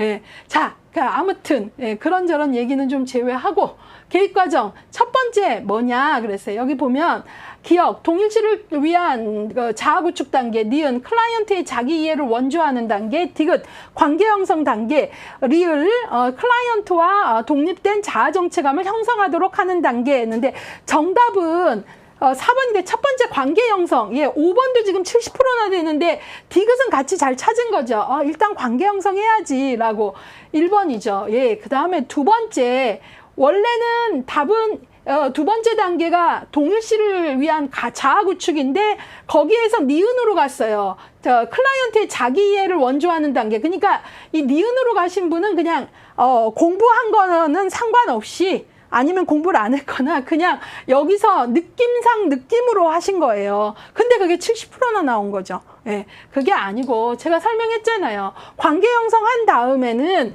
클라이언트가 누구를 동일시한다 그랬어요. 치료자, 사회복지사를 동일시한다. 특히 이때 동일시는 바로 치료자의 건강한 현실감을 동일시 해야 된다라고 얘기했잖아요. 그래서 동일시를 위한 자아 구축을 하고 그 다음에 뭐를 해야 되는 거예요? 독립된 정체감을 형성하도록 원조하는 거죠. 그래서 이때 바로 전이가 유발되고 훈수부로 여러 번 반복을 하면서 바로 독립된 정체감을 갖도록 도와야 된다. 그래서 마지막으로 이 독립된 정체감을 형성하는 단계가 얼마나 어려운지 퇴행을 할 수도 있다라고 얘기를 했잖아요. 그러면서 이때 이 독립된 정체감을 형성하는 단계에 퇴행이 나타날 수 있는데 아이처럼 울고 어른답게 일어났을 때 비로소 마지막에 무의식의 의식화, 바로 통찰이 일어나는 나에 대한 통합적 자기 이해를 하게 된다. 그래서 자기 이해의 확장을 하게 된다. 그래서 통찰, 무의식의 의식화, 통합적 자기 이해, 자기 이해의 확장, 이것들은 같은 맥락의 표현이다라고 설명을 정말 열심히 했거든요. 예. 그래서 아까 내가 열심히 설명했는데 왜 틀리세요? 뭐 이렇게 하는 얘기가 아니라 그것들이 이유가 있단 말이에요. 헷갈릴만 하니까 프로세스를 열심히 설명한 거거든요. 그리고 이 문제는 강의를 안 들었어도 이거 우리 교재가, 그러니까 우리 교재 표현 그대로 100% 나왔어요. 예. 출제자의 언어로 표현한 것도 없고요. 근데 이게 정답률이 최하예요. 기술론에서. 그리고 그냥 느낌적인 느낌이 70%나 반응을 해버렸으니 안타깝죠. 예, 여러분 느낌적인 느낌 그런 거 하시면 안 됩니다. 예, 별로 그날 도움 안 됩니다. 예, 공부하셔요. 예.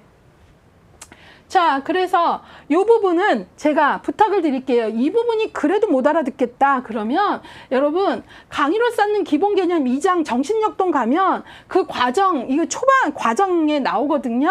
예, 개입 과정. 거기서 제가 진짜 지금 설명한 거 제대로 풀어서 설명하고 있고요. 그러니까 좀 들어주세요. 예, 그러면 순서가 잘 잡힐 것 같아요. 그래서 제가 아이처럼 울고 어른답게 일어나라 이런 설명들을 하면서 이 과정들을 설명하거든요. 예, 그래서 부탁을 드릴게요. 넘어가겠습니다. 자, 이번에는요, 여러분들하고 10번 문제 같이 풀어보도록 하겠습니다. 10번, 예, 비자발적 클라이언트에 대한 문제가 나왔습니다. 비자발적 클라이언트에 대한 문제는 이전에도 나왔는데요, 이번에는 한 스텝 더 들어갔어요. 그래서 비자발적 클라이언트와 공감하는 기술로 옳은 것은 그랬어요. 클라이언트는 크게 둘로 나눠요. 기술의 아까 기준에 따라 다양하게 나누겠지만 흔히 나누는 게 자발적 클라이언트와 비자발적 클라이언트예요. 그러니까 비자발적 클라이언트는 사회복지사 만나러 오고 싶지 않았는데 누군가에 의해서 오게 된 이런 경우란 말이에요. 이런 사람들에 대한 공감 기술로 옳은 것을 찾아라. 이런 문제입니다. 예. 기억, 원하지 않은 면담이 클라이언트에게 힘들다는 걸 이해한다. 그럼요. 비자발적, 아내가 가자 그래서 억지로 온 남편, 엄마가 끌고 온 억지로 온 청소년 있잖아요. 그럴 때 일단 관계 형성을 하려면 공감을 해줘야 되는데 오고 싶지 않았는데 왔다라는 것 자체에 대해서 힘들었겠구나. 이런 부분들을 이해하고 내가 그 마음을 알고 있다라는 걸 전달해야 됩니다. 두 번째, 클라이언트의 행동을 사회복지사의 가치관에 맞추어 평가한다. 이거는 틀렸죠. 이거는 공감이 아니죠. 클라이언트의 행동을 나의 가치관에 맞추어서 보면 이거는 되먹었고 이건 안 되먹었고 이렇게 될 수 있죠. 그러면 안 되죠. 비자발 같은 경우에 어떤 행동 문제가 있어서 올 수 있는데 내가 나의 가치관으로 막 심판하고 그러면 안 되는 거죠. 그래서 틀렸습니다. 디귿. 클라이언트의 어려움을 사회복지사가 도울 수 있다는 것을 알려준다. 그렇죠. 그리고 내가 돕고자 하는 원조 의지를 전달해야 된다라는 거죠. 자, 리을. 클라이언트의 저항을 온화한 태도로 수용한다. 그럼요. 여러분 보세요. 비자발적 클라이언트는 저항을 할 수 있고 저항은 자연스러운 모습이에요. 자발적 클라이언트도 변화가 필요하다고 왔으면서도 막상 변화의 과정에서는 주춤하고 저항할 수 있는데 하물며 비자발적 클라이언트는 저항을 더하죠. 오고 싶지 않은데 왔고 그렇잖아요. 그러면 이 저항에 대해서 어떤 태도? 변화 과정에서 저항은 자연스러운 모습이다 라는 마음의 준비를 갖고 클라이언트를 만나면서 그 저항에 대해서 뭐 해야 돼요? 수용할 수 있어야 돼요. 있는 그대로를 받아들일 수 있어야 된다라는 거죠. 그래서 저항을 수용한다. 잘했죠. 자, 그래서 니은을 제외한 정답은 4번 되겠습니다. 기억, 디귿, 리을. 예, 비자발적 클라이언트에게 공감하는 것, 예, 같이 꼭 기억을 하셔야 되겠고요. 공감과 관련해서는 뭐 조금 더 발전시켜 드리면 뭐뭐 때문에 뭐뭐라고 느끼시는군요. 라는 게 공감의 핵심 기술인데, 이때 그 얘기는 뭐죠?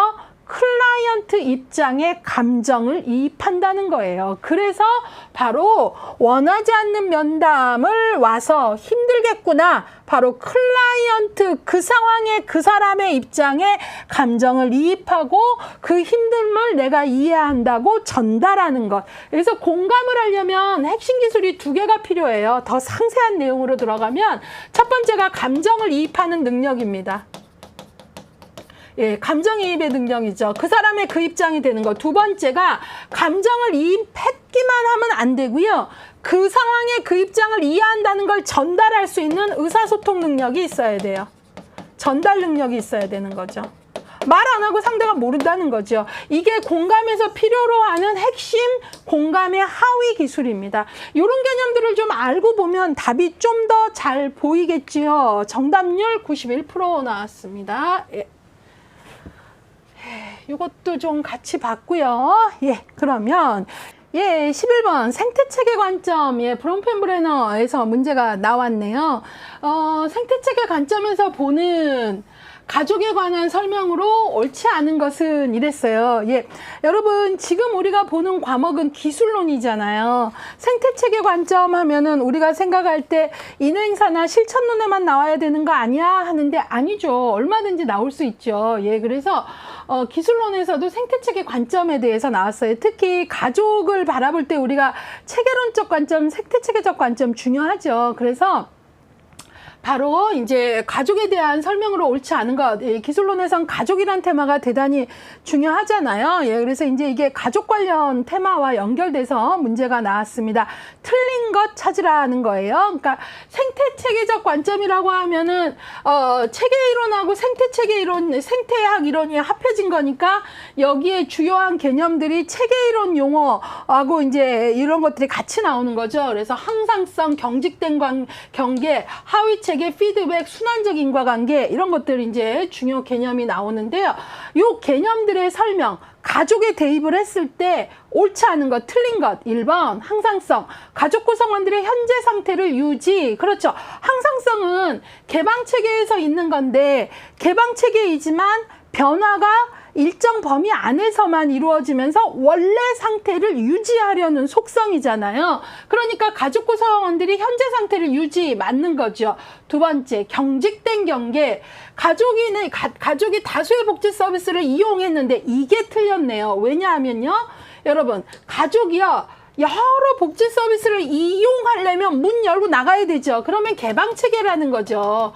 그렇죠? 개방체계라는 거잖아요. 문 열고. 그래서 이 부분이 틀렸어요. 무슨 얘기냐? 보세요.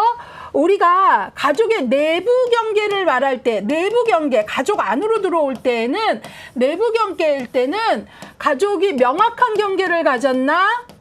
밀착된 경계를 가졌나? 경직된 경계를 가졌나 보고요. 그 다음에 지금 이거는 바로 다수의 복지 서비스를 이용한다라는 건 외부 경계와 관련된 얘기예요. 문 연 거죠. 그래서 외부 경계가 그러면 어떻게 나눠지냐 하면 폐쇄 체계하고 개방 체계하고 방위명, 폐쇄형 그 다음에 개방형, 그 다음에 방위명 이렇게 나눠지거든요. 근데 여기 지금 이거는 가족이 다수의 복지 서비스를 이용한다라는 건 외부 경계에 대한 이야기이고 그중에 개방 체계라는 얘기잖아요. 근데 여기에 지금 앞에 말하고 있는 건 내부 경계의 경직 유리에 대한 이야기를 하고 있으니까 논리적으로 맞지 않은 거죠. 그렇죠? 다수의 복지 서비스를 이용한다라는 건 외부 경계와 관련된 얘기고 이용을 하는 거니까 개방체계, 외부 경계 중 가장 건강한 게 개방체계에 대한 얘기잖아요.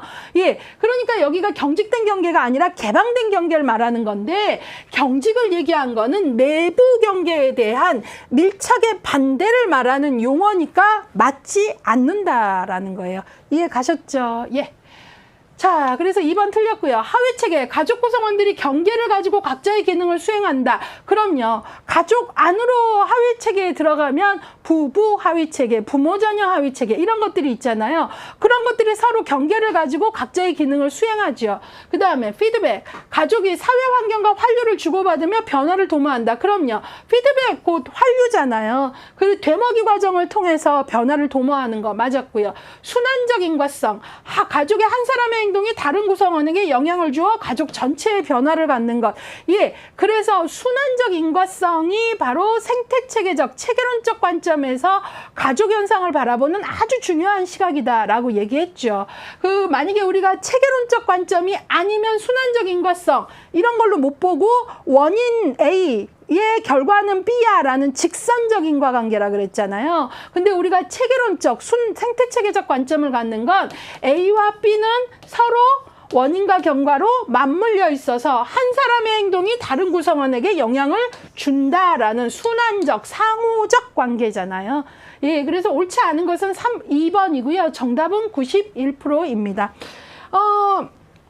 여러분들이 이 문제에 대해서 조금 당혹스러웠을 수 있어요. 왜 생태체계가 실천론이나 인행사에 나오지? 그렇게 생각할 수 있는데 기본적으로 우리는 그 개입의 단위를 바라보는 우리의 시각은 생태체계적 시각이잖아요. 강점 관점이고 그것들을 생각하면 가족 단위를 이 시각에서 보면이라는 문제를 충분히 낼 수 있다라는 거죠. 예, 그래서 그것도 좀 보시고요. 이번에는 12번 문제 좀 보도록 하겠습니다. 12번. 요거 되게 재밌는 문제예요. 뭐냐면 보시면 이게 이제 사티어의 가족 치료에서 경험적 가족 치료에서 나온 거죠. 사티어의 가족 치료를 경험적 가족 치료 혹은 성장 모델이라고 해요. 근데 이 사티어의 이론에서 아주 중요한 게 의사소통 유형이에요. 근데 지문이 길지는 않고 박스로 사례를 처리하진 않았지만 이거 사례 문제예요. 뭐라 그랬냐면 알코올 의존을 겪는 가장과 아버지가 지금 알코올 의존이에요. 예. 그리고 그 자녀, 아버지와 아들의 상황이에요. 그래서 이 둘이 대화를 하고 있는 소통, 의사소통과 관련된 상황에서 사티어의 의사소통 유형을 적용했을 때 옳은 게 뭐냐? 그러면 사티어의 의사소통 유형에는 회유형, 초이성형, 비난형, 산만형, 일치형이 있잖아요. 근데 그것들을 지금 알코올 의존의 가장과 그 자녀와의 소통 관계를 적용해 봤을 때 그 유형에 대한 설명이 맞는 걸 찾아라. 그 얘기예요. 아셨죠? 예, 그러면 요 얘기를 좀 볼게요. 사티어는요, 의사소통 유형에서 기능적인 거는 하나밖에 없어요. 일치형 뿐이에요. 그 다음에 역기능적인 게 여러 가지가 있었어요. 그쵸? 역기능적인 게 비난형이 있었고요.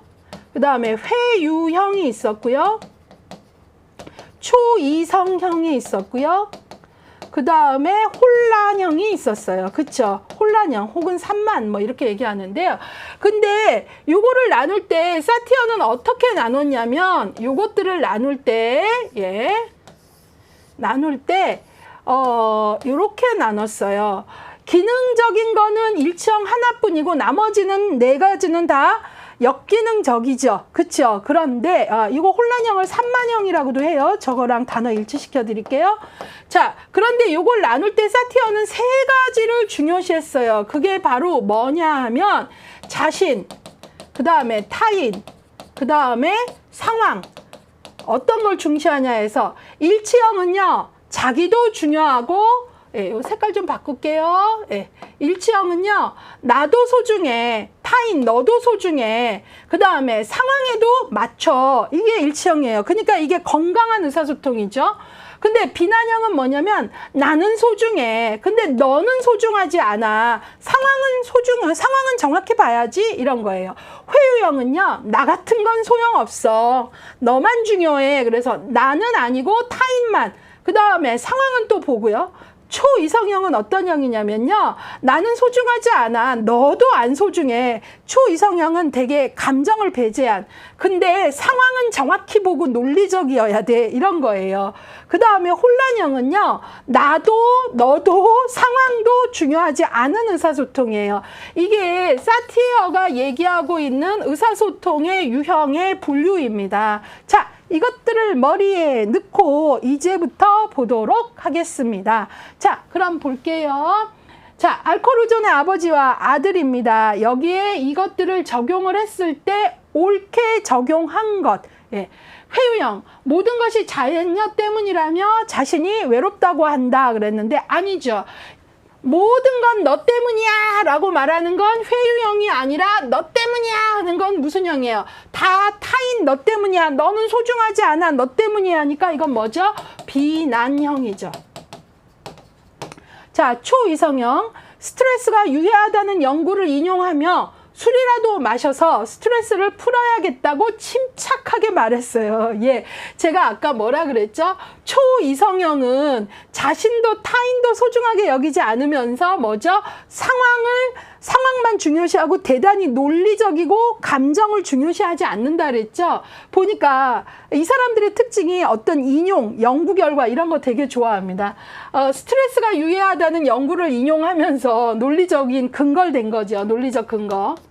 예, 그래서 나는 너무 스트레스가 많기 때문에 술이라도 마셔서 풀어야겠다라고 막 감정적으로 말했으면 비난형으로 될 수도 있어요. 혼란스럽죠. 근데 아까 비난형이 될 수도 있어요. 그러니까 근데 여기서 보면 침착하게 말했고 그 다음에 그러니까 침착하게 말했다는 건 감정을 배제한다라는 거고요. 그 다음에 또 뭐예요? 근거를 논리적으로 인용을 했잖아요. 스트레스가 유해하다. 그러니까 이거는 무슨 형이에요? 초이성형이죠. 예, 그래서 옳게 적용된 건 2번이에요. 나머지 왜 틀렸나 볼게요. 비난형. 어려서 고생을 많이 해서 그렇다면 벌떡 일어나 방안을 왔다 갔다 한다. 예. 이 상황에 초점도 못 맞추고 나도 너도 초점을 못 맞추고 산만하게 움직이는 이거는 비난형이 아니라 뭐죠? 혼란형 혹은 산만형입니다. 예. 그 다음에 4번 산만형. 살기 힘들어서 술을 마신다며 자신의 술 문제가 자녀 학업을 방해했다고 인정을 했다. 이거는 산만형이 아니죠. 내가 술을 마시는 건 사는 게 너무 힘들어서야. 그리고 그 다음에 내 술 문제가 나는 이래이래해서 술을 마셔 하니까 자기에 대해서도 변호를 했으니까 나는 소중해. 그쵸? 나 소중해요. 예. 근데 또 뭐라 그랬냐면 자녀 학업, 내가 술을 마시는 문제로 자녀의 학업 문제를 방해했고 어렵게 했으니까 너 타인에 대해서도 소중하다는 거죠. 내가 방해한 걸 인정을 한 거잖아요. 그러니까 나도 소중하고 너도 소중하고 술 문제라는 상황도 정확히 보고 있으니까 얘는 무슨 형에 가까워요? 일치형에 가깝죠. 나도 너도 상황도 정확히. 그 다음에 5번 일치형. 다른 사람들 말이 다 옳고 자신은 아무것도 아니다라는 건 나 같은 거 뭐 소중하지 않아 하니까 이거는 일치형이 아니라 회유형 혹은 아첨형이죠. 그래서 옳은 것은 몇 번? 2번 초이성형입니다. 정답률 한번 볼게요. 71% 정도 나왔습니다.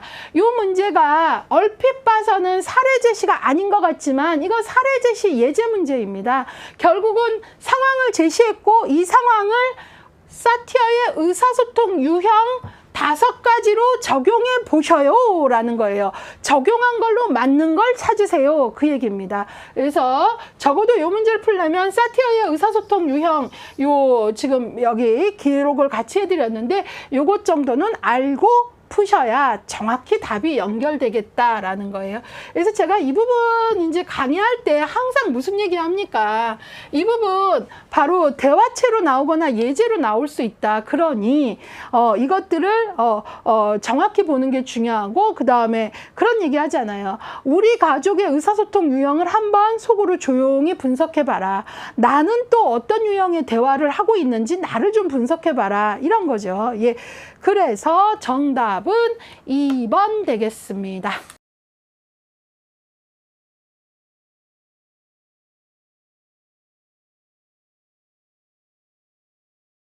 예, 이번에는요 13번 문제 같이 풀어보도록 하겠습니다. 가족치료 모델의 종합 문제예요. 예, 가족치료 모델의 개인 목표에 관한 설명으로 옳지 않은 것. 그러니까 여러 가족치료 모델이 지금 제시됐어요. 이야기 가족치료, 구조적 가족치료, 경험적 가족치료, 전략적 가족치료, 해결중심 가족치료 제시됐는데 각 가족치료 모델마다 목표가 다르단 말이에요. 근데 그 목표에 대한 지금 설명을 했는데 틀린 것을 찾으래요. 됐나요? 볼게요. 이야기 가족 치료, 대표적인 학자가 이야기 가족 치료 마이클 화이트라는 학자가 있어요. 예. 이 사람이 이제 그 나레이티브 세라피라는 이야기 치료를 이제 가족이라는 개입 단위에 적용을 해서 이야기 가족 치료라는 걸 만들었는데요. 예. 자, 볼게요. 문제 중심 이야기에서 벗어나 새롭고 건설적인 가족 이야기를 작성하는 것. 예, 맞아요. 그래서 이 이야기 가족 치료에서는 당신의 나레이티브, 말하는 방식, 우리 가족이 말하는 방식이 결국은 우리의 운명을 좌우한다 이런 거거든요. 그래서 문제 중심의 지배적 이야기를 벗어나서 새롭고 건설적인 대안적 이야기를 만들자. 그러면 우리가 행복할 수 있다. 이런 목표를 갖고 있는 거예요. 그래서 이거는 맞았습니다.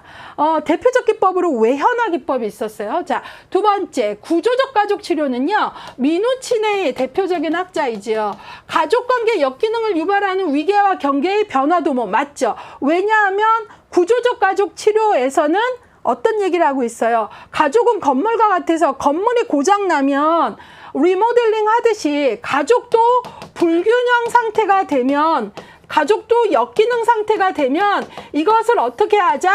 재구조화하자. 그래서 바로 구조적 가족 치료거든요. 근데 가족관계의 역기능을 유발하는 역기능, 바로 불균형 역기능을 유발하는 위계와 경계를 변화한다라는 건, 위계와 경계를 바꾼다는 건 구조를 바꾸는 재구조화잖아요. 맞았습니다. 자, 디귿. 경험적 가족 치료는 우리가 사티어를 우리가 경험적 가족 치료 혹은 성장 모델이라고도 하거든요. 예, 볼게요. 가족이 미분화에서 벗어나 가족 체계의 변화를 달성. 아이고, 요건 틀렸어요. 옳지 않은 건 3번이에요. 일단은 미분화를 얘기하고 가족 체계의 변화. 그래서 미분화된 자아덩어리가 분화되도록 하라. 삼각관계를 벗어나서 탈삼각화해서 자아분화를 이뤄라 라고 강조하는 거. 예, 이거는 누구예요? 바로 보웬의 세대간 가족치료 혹은 다세대 가족치료죠. 예, 그래서 틀렸습니다. 예, 그래서 요거는 보웬의 다세대 가족치료여서 틀렸고요. 경험적 가족치료 사티어에서는 어떤 설명을 하고 있냐면, 가족이 이전에 어떤 경험을 했느냐 보고, 특히 의사소통 중심으로 봐서 아주 의사소통이 비난이 강하고 뭐 이런 식의 이유로 가족 구성원의 자기가치감, 자존감이 낮다면 새로운 경험을 이제 가족 치료자와 하면서 성장 경험을 통해서 가족 구성원들 개개인들의 자존감을 높이는 게 목표입니다. 그래서 틀렸습니다. 자, 전략적 가족 치료 헤일리. 대표적으로 뭐 MRI 분파도 있고 한데 헤일리. 자, 여기에서는 의사소통과 행동 문제의 순환고리를 끊고 연쇄작용의 변화. 맞아요. 전략적 가족 치료에서는 문제는 악순환의 연쇄고리를 계속한다는 거예요. 그래서 바로 문제의 순환고리를 끊고 악순환적 연쇄고리를 끊고 선순환으로 가자가 목표거든요. 그러니까 맞는 설명이죠. 그 다음에 해결 중심은 김인수, 대표적으로 김인수, 뭐 세이저도 있고 한데 김인수 해결 중심. 예, 바로 문제가 일어나지 않는 예외 상황을 찾아서 확대하자. 예, 해결 중심 가족 치료에서는 예외 질문을 통해서 예외를 발견하고 예외를 확대하면 그것이 곧 해결이다라는 입장이거든요. 그러니까 얘는 맞는 설명인 거죠. 예. 그래서 우리 가족은 뭐 빚 때문에 못 살겠어요 라고 한다면, 빚이 없던 때는 언제인가요? 그때는 지금과 뭐가 다릅니까? 물어보고 바로 예외를 발견하고 예외를 확장할 수 있다면 그것이 곧 해결이다라는 거예요. 그게 바로 해결 중심 가족 치료입니다. 자, 이 문제에서 정답은 3번인데 틀린 것으로 60%예요. 그러니까 결국은 여기서 보면 학생들이 어때요? 바로 종합 문제 어려웠다는 얘기예요. 60%라면. 예. 그래서 여러분들이 이 문제에서 요구하는 건 9장의 가족치료 모델 여러 가지 있는데 각 가족치료 모델마다 가족을 바라보는 가족 문제를 바라보는 시각이 다르니까 주요 개념이 다르고 가족 문제를 바라보는 시각이 다르니까 개입의 목표가 다른 거죠. 그래서 뭐 구조적 가족 치료는 재구조화가 중요하다라고 보고 또 뭐 그 다세대 가족 치료에서는 이제 자아분화, 미분화된 자아 덩어리들이 자아분화해야 된다. 뭐 이런 것들을 얘기하는 거잖아요. 그래서 모델 간의 비교가 중요해요. 그래서 제가 가족 치료 워낙 모델 많으니까 시작하기 전에 첫 번째 강의에서 각 모델 간의 문제를 바라보는 시각, 그래서 개입의 목표를 무엇으로 삼았는가를 표로 동시에 보도록 비교해 드렸잖아요. 그런 힘들이 필요하다는 거죠. 앞으로 이런 류의 문제는 계속 늘어날 겁니다. 종합 문제. 예. 그래서 여러분들이 그것들을 준비하셔야 됩니다. 14번 문제 가도록 하겠습니다. 이번에는요, 아까 요 바로 전 문제는 가족치료 전체에 대한 종합 문제라면 이번에는 가족치료 중에 보호앤의 다세대 가족치료 혹은 세대 간 가족치료라 그래요. 가족치료의 기법이 적용된 사례에 관한 설명으로 옳지 않은 것. 그러면 이 문제에서는 이제 뭐를 하셔야 돼요? 바로 보앤의 주요 개념으로 쑥 들어와야 돼요. 보앤의 주요 개념이 한 8가지 있는데 여기 보니까 그중에 뭐가 나왔냐면 자아분화, 삼각관계, 정서적 체계, 가족투사 과정, 뭐 정서적 체계 우리가 핵가족 정서 과정이라 그래요. 그 다음에 가족투사 과정, 그 다음에 다세대 전이 이런 게 나왔거든요. 뭐 그 외에도 뭐 보앤의 주요 개념에는 출생순이라거나 정서적 단절, 사회적 퇴행 이런 게 있는데 일단은 5가지 요게 나왔어요. 그리고 요 보앤이 설명하는 주요 개념어들에 대해서 옆에 설명을 했는데 그 중에 틀린 걸 찾아라. 그게 문제입니다. 볼게요. 첫 번째, 자아분화. 가족이 빈곤한 상황에서도 아동 자녀가 자율적으로 생각하고 행동함. 예, 자아분화 맞았죠. 자아분화는 자율성을 중요시하는 거죠. 자녀가 미분화된 자아 덩어리로 사는 게 아니라 자아분화되어야 된다. 이때 자아분화가 크게 2가지죠. 예, 정신 내적인 측면하고 외적인 측면 있는데 외적인 측면에서는 뭐예요? 대인관계 측면. 나와 부모는 뭐 친밀하다 그래도 다른 존재다. 나와 너를 구분하는 힘이고요. 그 다음에 내적인 측면에서는 이성과 감정이 엉키지 않을 수 있는 힘이잖아요. 결국은 자율성과 관련된 이야기죠. 그래서 이거는 맞는 거죠. 자아분화. 예. 그래서 자아분화 맞았고요. 그래서 보앤의 목표는 미분화된 자아 덩어리들이 자아분화해야 된다. 예, 이걸 아주 중요시합니다.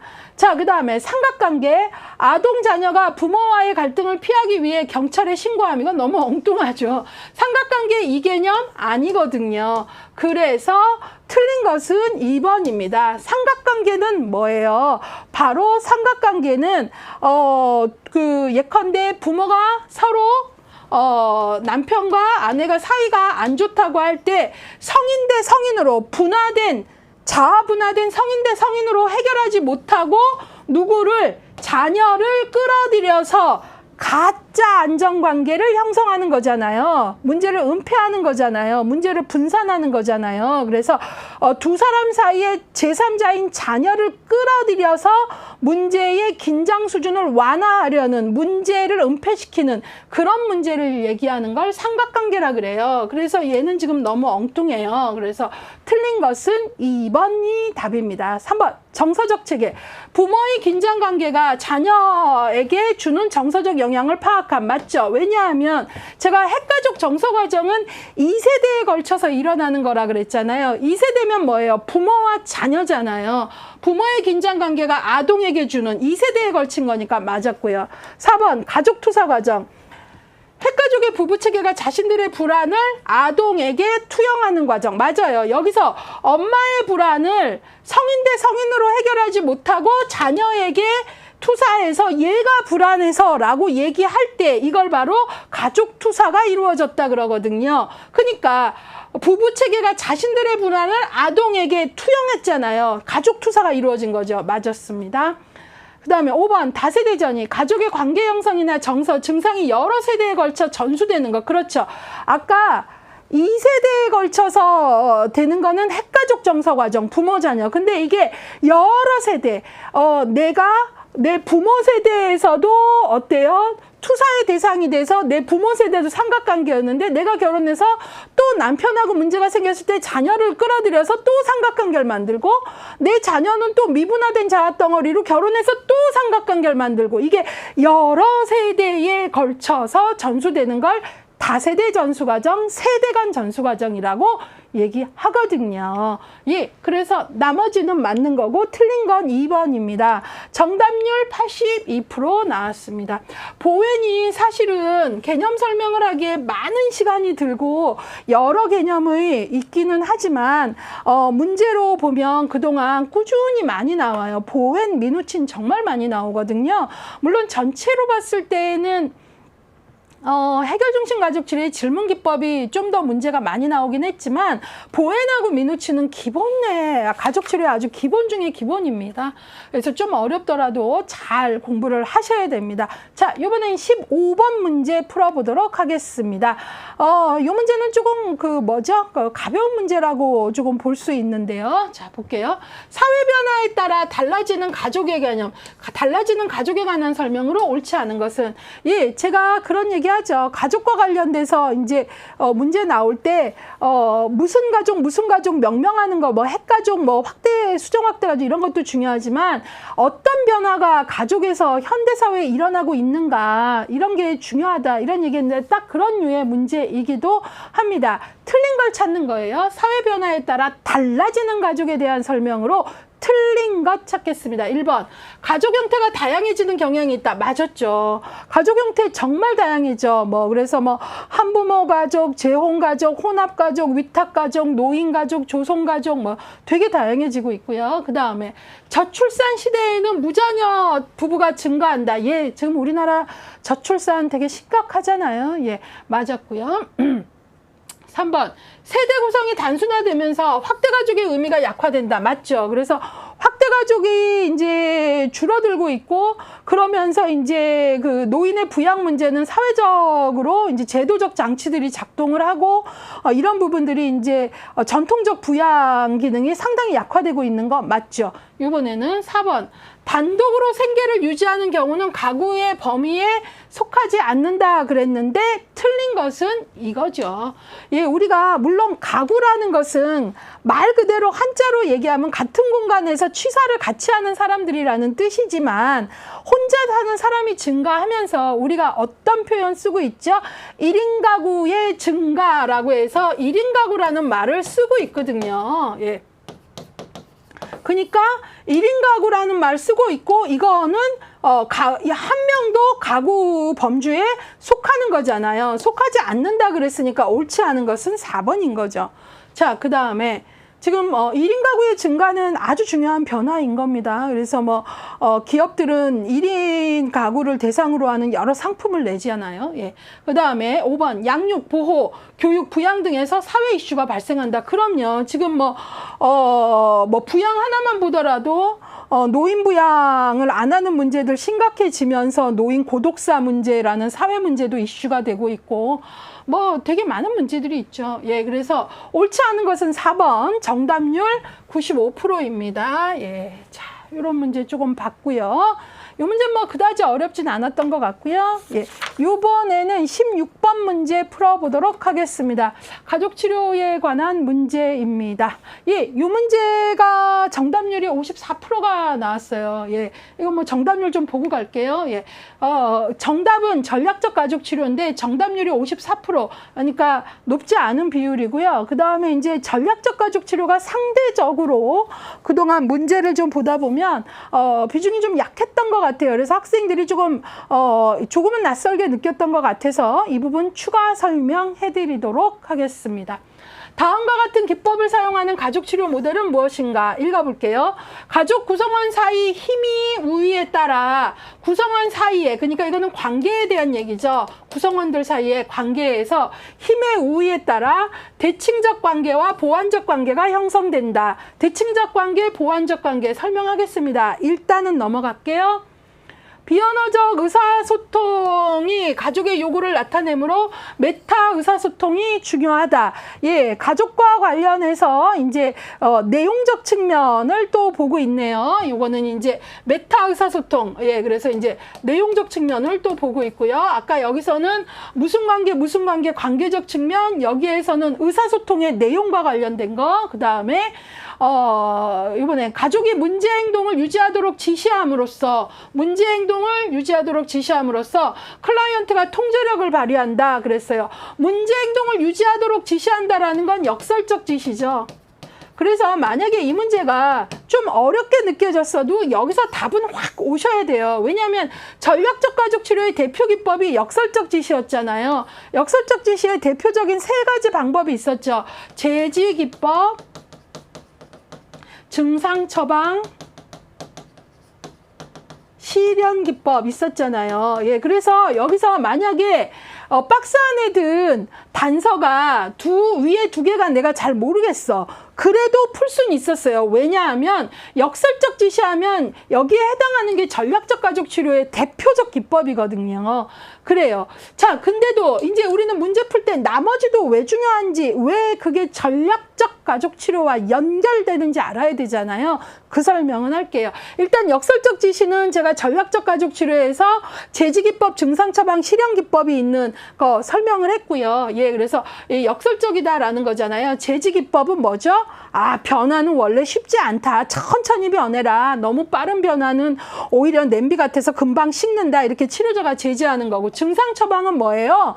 문제를 호소했는데 오히려 문제 행동을 더 해라 라는 거죠. 실현 기법은 왜 역설적이죠? 아까는 문제 행동을 더 해라 그러니까 역설적인 거고, 실현 기법은 고통을 호소하는데 그거보다 더 센 고통을 하라는 거잖아요. 그래서 역설적이라는 겁니다. 요거는 이제 설명이 됐고요. 위에 보시면 전략적 가족 치료에서는요, 크게 이제 그 전략적 가족 치료라는 큰 지붕 아래 여러 분파가 있어요.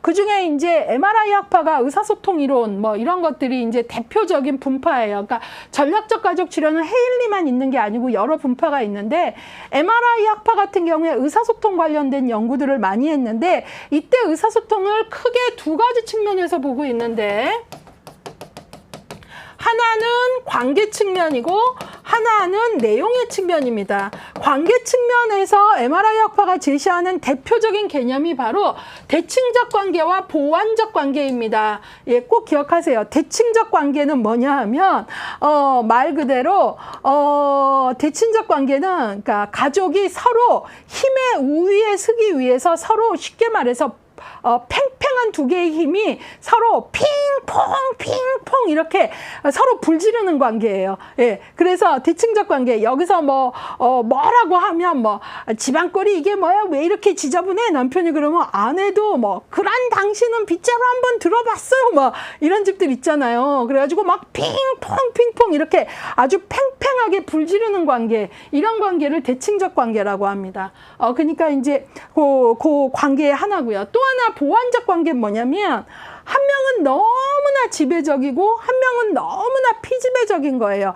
그래서 겉으로 보기에는 평화롭지만 안으로는 되게 어때요? 이렇게 문제가 곪는다라고 표현하죠. 그래서 너무 서로의 차이가 극대화된 거예요. 아까 대칭은 서로 팽팽한 거죠. 핑퐁 이런다면, 보완적 관계는 하나는 지배적이고 하나는 피지배적이어서 집은 좀 절간같이 조용할 수는 있죠. 너무나 순종적이니까. 그런데 내용적으로는 그 안에서는 되게 골마 있는 관계입니다. 그래서 지배 피지배의 관계. 예, 그러니까 이것도 좋지 않은 역기능적 관계죠. 그래서 이 둘 다 공부를 안 하면 보완적 관계는 왠지 보완하니까 말이 이뻐서 좋은 줄 아는데 둘 다 역기능적 관계예요.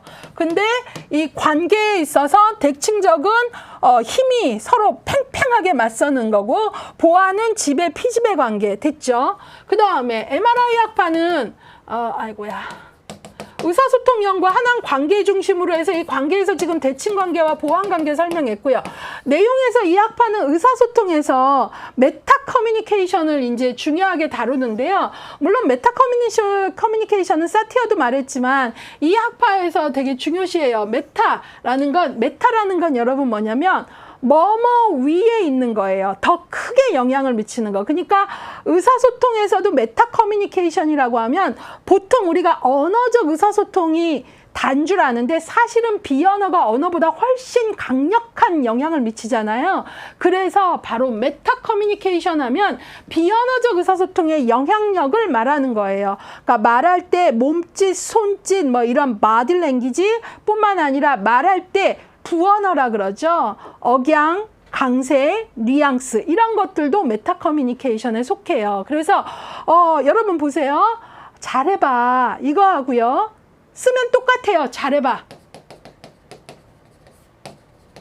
근데 제가 여기에 메타 커뮤니케이션 비언어 안에는 신체 언어, 바디 랭귀지도 있고 부언어도 들어가는데 이 부언어가 뭐냐면 비언어의 신체 언어는 몸짓, 손짓, 눈짓 이런 게 영향 미친다는 건 아시는데 부언어가 또 뭐냐면 억양, 강세, 톤 이런 게 미치는 영향이에요. 제가 해볼게요. 잘해봐 하면 진짜 잘해보라는 거죠. 근데 제가 잘해봐 이러면 아니에요. 완전히 반대 뜻이 되잖아요. 바로 이러한 비언어적 의사소통, 신체 언어와 부언어의 영향이 강력하다라는 걸 말하는 게 메타 커뮤니케이션이에요. 됐죠? 예, 그래서 이 부분은 이제 그 내용적인 측면이죠. 그래서 메타 커뮤니케이션은 의사소통에서도 내용적 측면을 강조하고 있는 거고요. 예, 그럼 두 가지 설명 다 했죠. 그래서 전략적 가족 치료는 여러 학파가 있는데 전략적 가족 치료라는 지붕 아래 헤일리, MRI 분파, 밀란 학파 뭐 있는데 그중에 MRI 분파가 의사소통 이론을 좀 강조했고 의사소통 이론에서 중요시하는 게 관계 측면의 대칭적 관계, 보완적 관계, 보완적 관계라고 좋은 거 아니라 그랬고 그다음에 내용 측면에서 의사소통에서 언어가 다 중요한 줄 아는데 사실은 내용에서 더 강력한 영향을 미치는 건 비언어다. 바로 그 비언어의 강력한 영향, 그러니까 의사소통을 아우르는 더 큰 의사소통, 바로 언어가 아니라 비언어의 그 강력한 영향력을 메타 커뮤니케이션이라고 한다. 예, 요걸 같이 강조했다는 거예요. 예, 그래서 여러분들이 전략적 가족 치료하면 역설적 지시만 기억하시면 안 되고 이제는 전략적 가족 치료 안에 속한 MRI 학파가 말하는 의사소통 이론 중에 보완적 관계와 대칭적 관계, 그 다음에 메타 커뮤니케이션 개념을 알고 가고 역설적 지시는 우리가 이미 알고 있는 거죠. 예, 문제 행동을 유지해라 라는 말에서 우리는 역설적 지시구나 알아차리셔야 됩니다. 예, 그래서 여기 봤고요. 예. 그런 면에서 이제 정답률이 좀 떨어진 거를 확인했습니다. 자, 요번에는요. 17번 보겠습니다. 집단과 관련된 문제입니다. 예, 집단과 관련된 문제이네요. 토슬랜드와 리바스가 분류한 집단 모델에 관한 설명으로 옳은 것은 그랬습니다. 토슬랜드와 리바스는 이제 집단을 여러 가지로 분류를 했는데요. 우리가 알고 있는 뭐 치료 집단의 하위 유형으로 뭐 성장 집단 뭐 이런 것도 있지만 이 사람들이 분류한 것 중에 하나가 또 이런 거가 있어요. 바로 사회적 목표 모델. 그 다음에 또 이거 세 가지죠. 상호작용 모델, 그 다음에 치료 모델입니다. 예, 그래서 사회적 목표 모델하고 상호작용 모델하고 치료 모델의 차이를 구분할 수 있는가를 물어보는 문제입니다. 그래서 옳은 것을 찾으래요. 볼게요. 치료 모델은 집단의 사회적 목표를 강조한다. 틀렸죠. 사회적 목표를 강조하는 건 사회적 목표 모델에 속하는 거죠. 두 번째, 상호작용 모델은 개인 치료를 위한 수단으로 집단을 강조한다? 아닙니다. 치료의 수단으로 집단을 강조하는 건 맨 끝에 있는 치료 모델입니다. 틀렸죠? 예. 3번 상호작용 모델은 개인의 역기능 변화가 목적이다. 아니죠. 역기능을 변화시킨다는 게 결국은 치료를 말하는 거니까 이건 역시 치료 모델이죠. 역기능의 기능화 치료한다라는 거잖아요. 4번 사회적 목표 모델은 민주시민의 역량 개발에 초점을 둔다. 맞았죠. 예. 사회적 목표 모델은 민주적 뭐 자주적 뭐 이런 걸 강조해요. 그래서 뭐 대표적인 뭐 예로 뭐 아버지들이 자치방범대를 만들어서 자주적으로 민주적으로 뭐 마을을 지키자 뭐 이런 어떤 것들이 대표적 예고요. 사회적 목표 모델의 역사적 기원은 인보관에서 찾고 있습니다. 예, 그래서 민주적 시민 역량 개발 4번이 사회적 목표 모델에 대한 맞는 설명입니다. 5번 사회적 목표 모델은 집단 성원 간 투사를 활용한다 그랬는데요. 성원 간의 그 상호작용과 관련된 거니까요. 이거는 사회적 목표 모델이 아니라 가운데 있는 상호작용 모델입니다. 예, 그래서 이 부분도 조금 이제 그동안 집단 문제는 지지 집단, 성장 집단, 교육 집단 이런 것들과 관련되거나 그 다음에 뭐 지지 집단과 자조 집단을 구분한다라거나 그 다음에 치료 집단과 과업 집단을 구분하는 이런 문제들 많이 나왔거든요. 근데 요번 같은 경우에는 요 그 세 가지 사회적 목표 모델, 그 다음에 상호작용 모델, 그 다음에 치료 모델 잊을만 하면 이렇게 한 번씩 툭툭 나와요. 이거 구분하는 게. 그래서 여러분들이 요거 구분하고 가자라는 거 강조하고요. 이번에는 18번 문제, 이거 정답률 한번 볼까요? 60% 정도 나왔어요. 예, 그러니까 그렇게 높지 않죠. 예, 그러니까 요 구분을 좀 하셔야 된다는 얘기를 강조하고 이번에는 18번 문제 풀어보도록 하겠습니다. 집단사회복지 실천 사정에 활용되는 것을 모두 골라라. 예, 우리가 집단은 사정 방법이 여러 가지가 있어요. 집단의 발달 단계별로 사정할 수도 있고요. 그래서 초기, 중기, 말기로도 단계별 사정도 할 수 있고 또 여러 가지 도구를 사용해서 집단을 사정할 수도 있어요. 예컨대 소시오그램이나 의의차별 척도 등등등 표준화된 도구를 쓸 수도 있고요. 근데 지금 이 문제는 뭐냐면 집단 사회복지 실천에 사정이 활용되는 것. 그러니까 사정으로 활용되는 여러 수준의 들을 한번 골라봐라. 그거예요. 예. 첫 번째, 집단 사회복지사의 관찰. 그럼요. 이거 사정 요소이죠. 예. 그래서 사회복지사가 이제 뭐 관찰을 하는 거죠. 집단 구성원에 대해서 일반적인 관찰도 하고 뭐 역할극을 통해서도 관찰하고 소시오 드라마나 사이코 드라마를 통해서도 관찰하고요. 그다음에 외부 전문가의 보고 이것도 하죠. 외부 전문가가 어떻게 보고 있는지 이것도 합니다.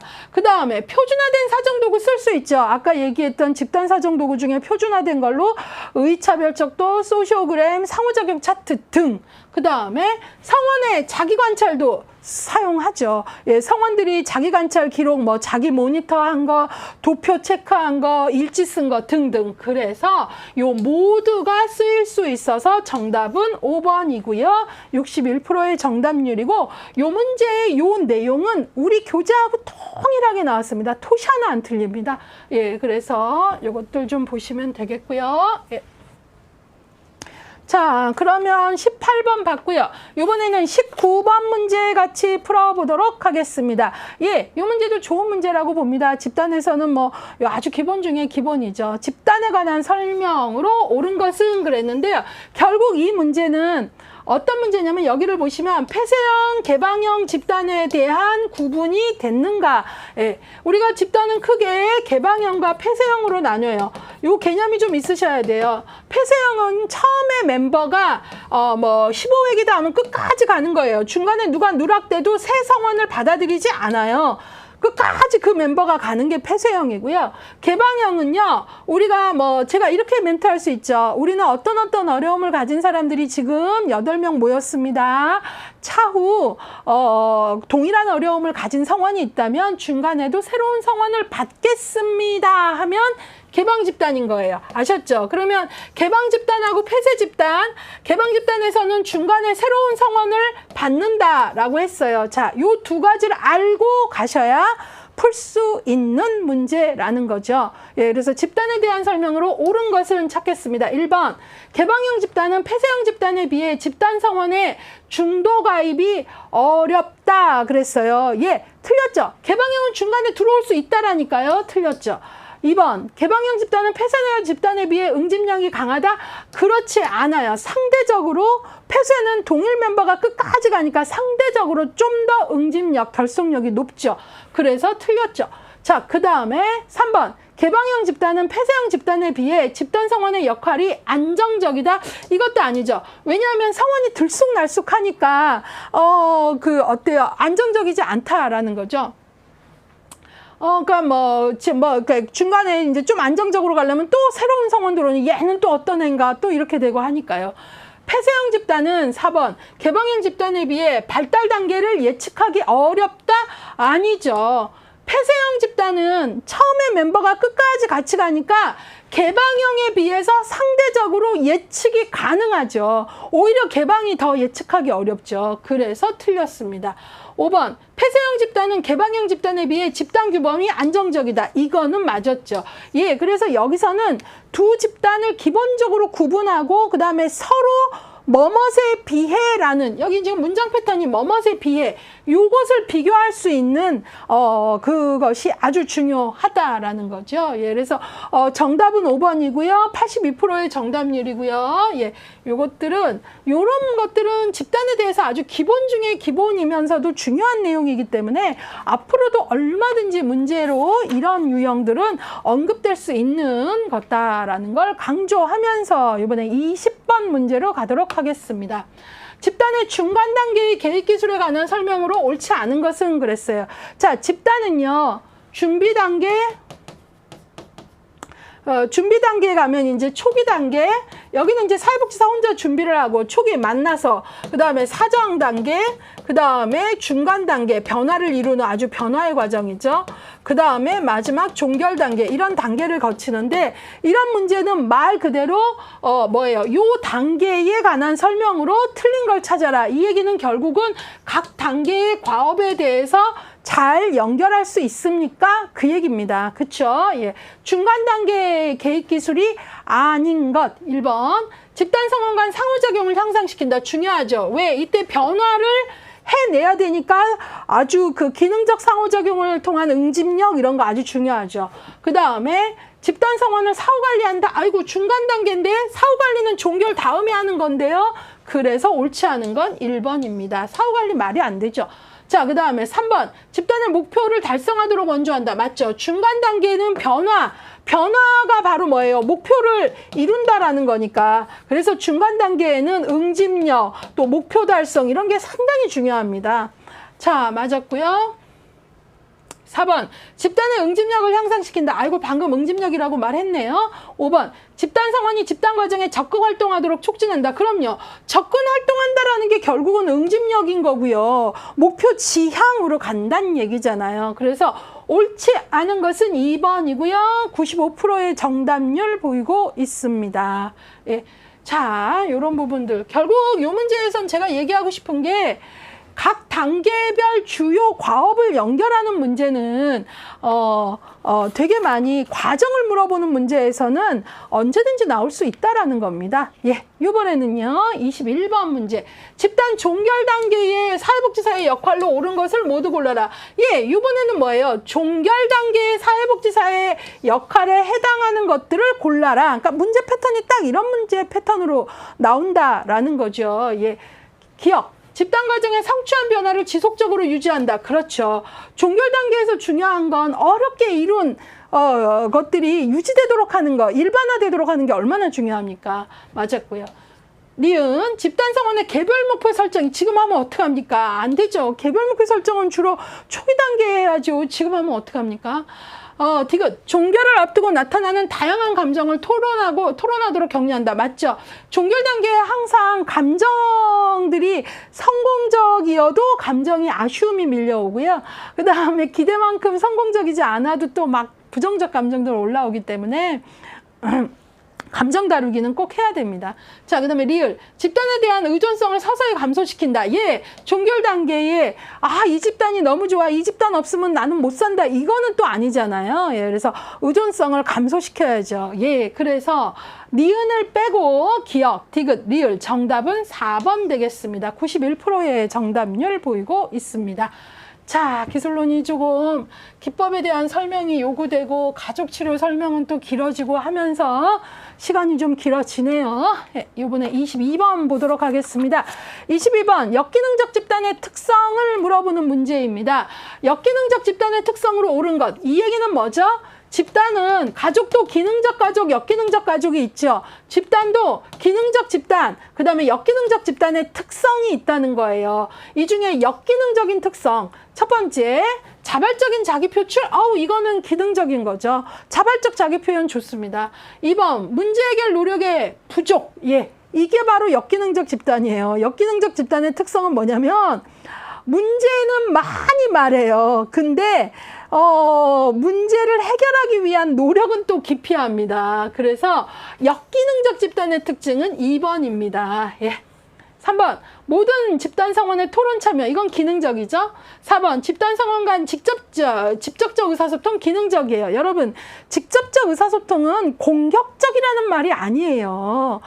우회적으로 표현하는 게 아니라 직접 당사자랑 만나서 커뮤니케이션 한다는 거고 건강한 얘기입니다. 맞았고요. 5번, 집단사회복지사를 존중. 예, 리더를 기능적 집단에서는 존중하고요. 역기능적 집단에서는 리더를 괴롭힙니다. 예, 그래서 옳은 것은 2번이고요. 역기능적 집단. 지금은 역기능적 집단의 특성으로 맞는 것이니까 2번이 답이고 86%의 정답률입니다. 자, 우리 교재에 기능적 집단, 역기능적 집단 비교가 아주 잘 되어 있습니다. 자, 이번에는 23번 가도록 하겠습니다. 집단 사회복지 실천의 장점에 대한 설명으로 옳지 않은 것. 예, 그러니까 우리가 집단을 대상으로 실천을 할 때 바로 누구죠? 그 유명한 얄롬이라는 사람이 개인 상담과 달리 집단 상담을 할 때 집단이 주는 집단 사회복지 실천이 갖는 장점이 있더라 해서 이걸 한 11가지로 정리를 했어요. 이 문제는 11가지 다 나오진 않았는데 그 11가지에 대한 내용들이 나오는데 여기 보시면 모방행동, 희망고치, 이타심, 사회기술 발달, 보편성 다 얄롬이 제시하는 집단의 치료적 효과에 들어가요. 예, 이걸 이제 얄롬은 집단의 치료적 효과라 그랬어요.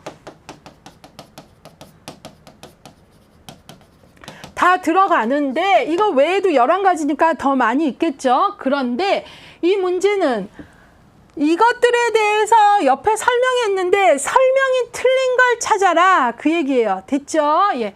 1번 모방행동, 기존의 행동을 고수한다. 이 말이 안 되잖아요. 모방이 기존 행동을 고수하는 게 아니라 나보다 좀 더 건강한 적응을 하는 사람을 모방하는 거잖아요. 모델로 삼아서 고수한다니까 옳지 않은 건 1번이죠. 자, 나머지 볼게요. 희망고치, 문제가 개선될 수 있다는 희망을 갖는 것 맞죠?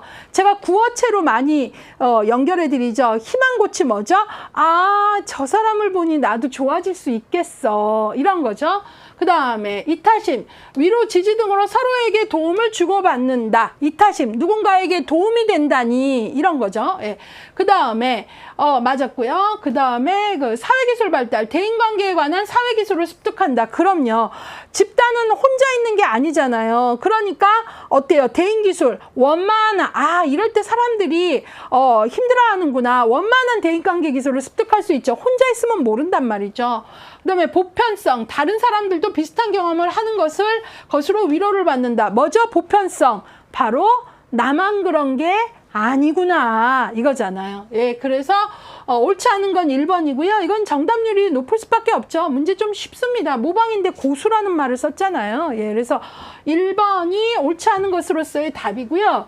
이 부분은 제가 기본 강의를 할 때 자꾸 구어체 표현을 쓰는 건 대화체로 문제가 나올 수 있기 때문이거든요. 그래서 그런 것들을 좀 기억을 해주시고 24번 문제로 가도록 하겠습니다. 24번 문제 사회복지 실천에 그 과정에 대한 문제가 나왔습니다. 사회복지 실천 과정의 개입 단계 기록에 포함될 내용으로 옳지 않은 것은 과정이 아니라 과정의 개입 단계에서 기록, 레코딩에 대한 문제입니다. 옳지 않은 것 찾겠습니다. 옳지 않은 것, 예, 기록에 포함될 내용으로 옳지 않은 것. 1번, 클라이언트와의 활동 당연히 넣어야죠. 무엇을 했는지 개입해서 넣어야죠. 개입 과정의 진전사항, 그럼요. 왜? 우리는 변화 전문직이니까요. 변화가 어떻게 이루어지고 있는지 나와야죠. 예, 그 다음에 클라이언트의 문제에 관한 추가 정보 필요하면 개입 단계의 추가 정보. 예, 그래서 제가 개입 단계에도 추가 사정, 재사정 할 수 있다 그랬죠. 4번, 클라이언트에게 제공한 자원들. 그럼요. 자원에 대한 정보도 들어가야 되고요. 5번, 클라이언트에 관한 사후지도 결과. 사후지도는 팔로우업인데요. 종결 이후에 하는 건데 어떻게 개입 단계의 기록이 가능하겠습니까? 그래서 개입 단계의 기록에 포함될 내용이 아닌 것은 5번이죠. 이건 종결 끝나고 하는 게 팔로우업이잖아요. 그래서 요거는 정답률 96% 보이고 있습니다. 사실 요런 문제는 학습 환자와 안 환자에 대한 변별력으로는 좋은 문제는 아니라고 봅니다. 예, 그래서 요런 부분들은 좀 더 이제 문제의 성의를 좀 보여줄 필요가 있다라는 생각을 개인적으로 합니다. 자, 이제 드디어 마지막 문제입니다. 같이 풀어볼게요. 예. 다음에 해당하는 단일 사례 설계 유형에 관한 설명으로 옳지 않은 것은 그랬어요. 예, 우리는 현장에서 단일 사례 설계 많이 한다 그랬고요. 단일 사례 설계하면 또 우리가 같이 알아야 되는 게 단일 사례 설계하고 비교했을 때 집단 연구 설계를 알아야 되죠. 예. 자, 그래서 일단은 다음에 해당하는 단일 설계의 유형을 한번 알아보고요. 그리고 옳은지 그른지도 알아볼게요. 단일 사례 설계에는 여러 유형이 있죠. 예, 개입 전 단계를 뭐라고 해요? 베이스라인 A라 그러죠. 개입 국면을 B라고 하잖아요. 그쵸? 요것 정도는 우리가 알고 가야 단일 사례 유형의 설계 유형을 얘기할 수 있습니다. 자, 읽어보겠습니다. 김모 씨는 대인관계 어려움이 있어서 지역사회복지관에서 실시하는 사회기술훈련, SST, 소셜 스킬 트레이닝이라 그러죠. 사회기술훈련에 참여했다. 자, 개입 전, 예, 볼게요. 예. 개입 전 4주간 주 2회 조사를 실시했대요. 개입 전에 조사를 실시한 거죠. 개입 전 국면이니까 여기 뭐가 돼야 돼요? A가 돼야죠. 예. 그 다음에 4주간 개입의 변화를 기록했어요. 그러면 개입을 한 거니까 여기는 B죠. 개입. 예.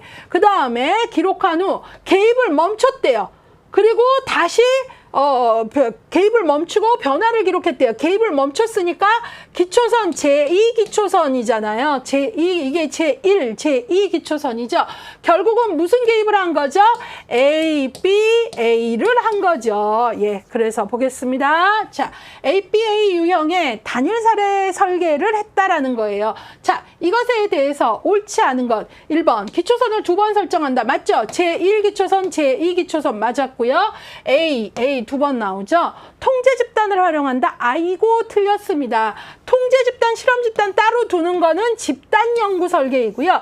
단일 사례 설계는 동일한 사례의 개입 전 국면과 후 국면을 비교해서 효과성을 알아보는 게 단일 사례잖아요. 통제 집단 따로 두지 않잖아요. 그래서 옳지 않은 것은 2번입니다. 통제 집단 따로 두는 건 집단 연구 설계에서 실험 집단, 통제 집단 두죠. 자, 3번 개입 효과성에 대한 파악이 가능하다. 그렇죠. 개입 전 국면과 후 국면에 유의미한 변화가 일어났는가. 그러니까 맞았고요. 효과성 알아보는 거고요. 표본이 하나다. 맞죠? 여기서 단일 사례 설계에서 단일 n = 1이고 이때 1은 일명이 아니라 동일한 사례를 말하기 때문에 개인도 될 수 있고 집단도 될 수 있고 가족도 될 수 있다 그랬어요. 5번 조사 기간이 길어진다. 상대적으로 지금 여기만 보더라도요. 4주간에서 상대적으로 개입 기간이 좀 길다라는 거는 여러분들이 아실 수 있습니다.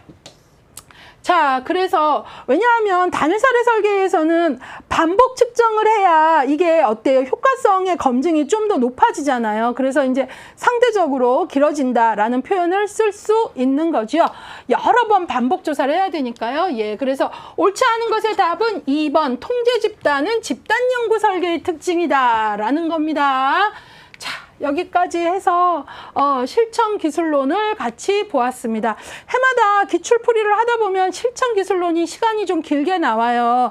제가 왜 그런가 좀 봤더니 실천 기술론은 기법 위주고 문제에서 기법과 관련된 부가 설명이 좀 돼야 되고 그다음에 실천 모델도 많고 가족도 치료 모델도 많다 보니까 사례 문제를 풀다 보면 시간이 좀 길어지는데 이것은 실제 현장에서 문제를 풀 때도 같은 그런 게 나옵니다. 그래서 기술론 생각보다 시간 촉박했다 소리들 하시거든요. 예, 그래서 여러분들이 문제를 풀어보실 때 여기에도 나와 있지만 이 회차별 기출문제집 모의고사처럼 풀어보는 기출문제집 하잖아요. 예, 그래서 여러분들이 문제를 푸실 때 25문제고 주어진 시간은 얼만큼이야. 한번 그 속도를 풀어봐야지 하면서 과목별로 내가 어떤 과목에서 시간 안배가 실패하는지 어떤 과목에서는 적정하게 내가 반응하는지 스스로를 조금 모의고사 같이 풀어보면서 스스로에게 이제 자꾸 훈련을 시키는 거가 꼭 필요하다라고 봅니다. 긴 시간 수고하셨습니다.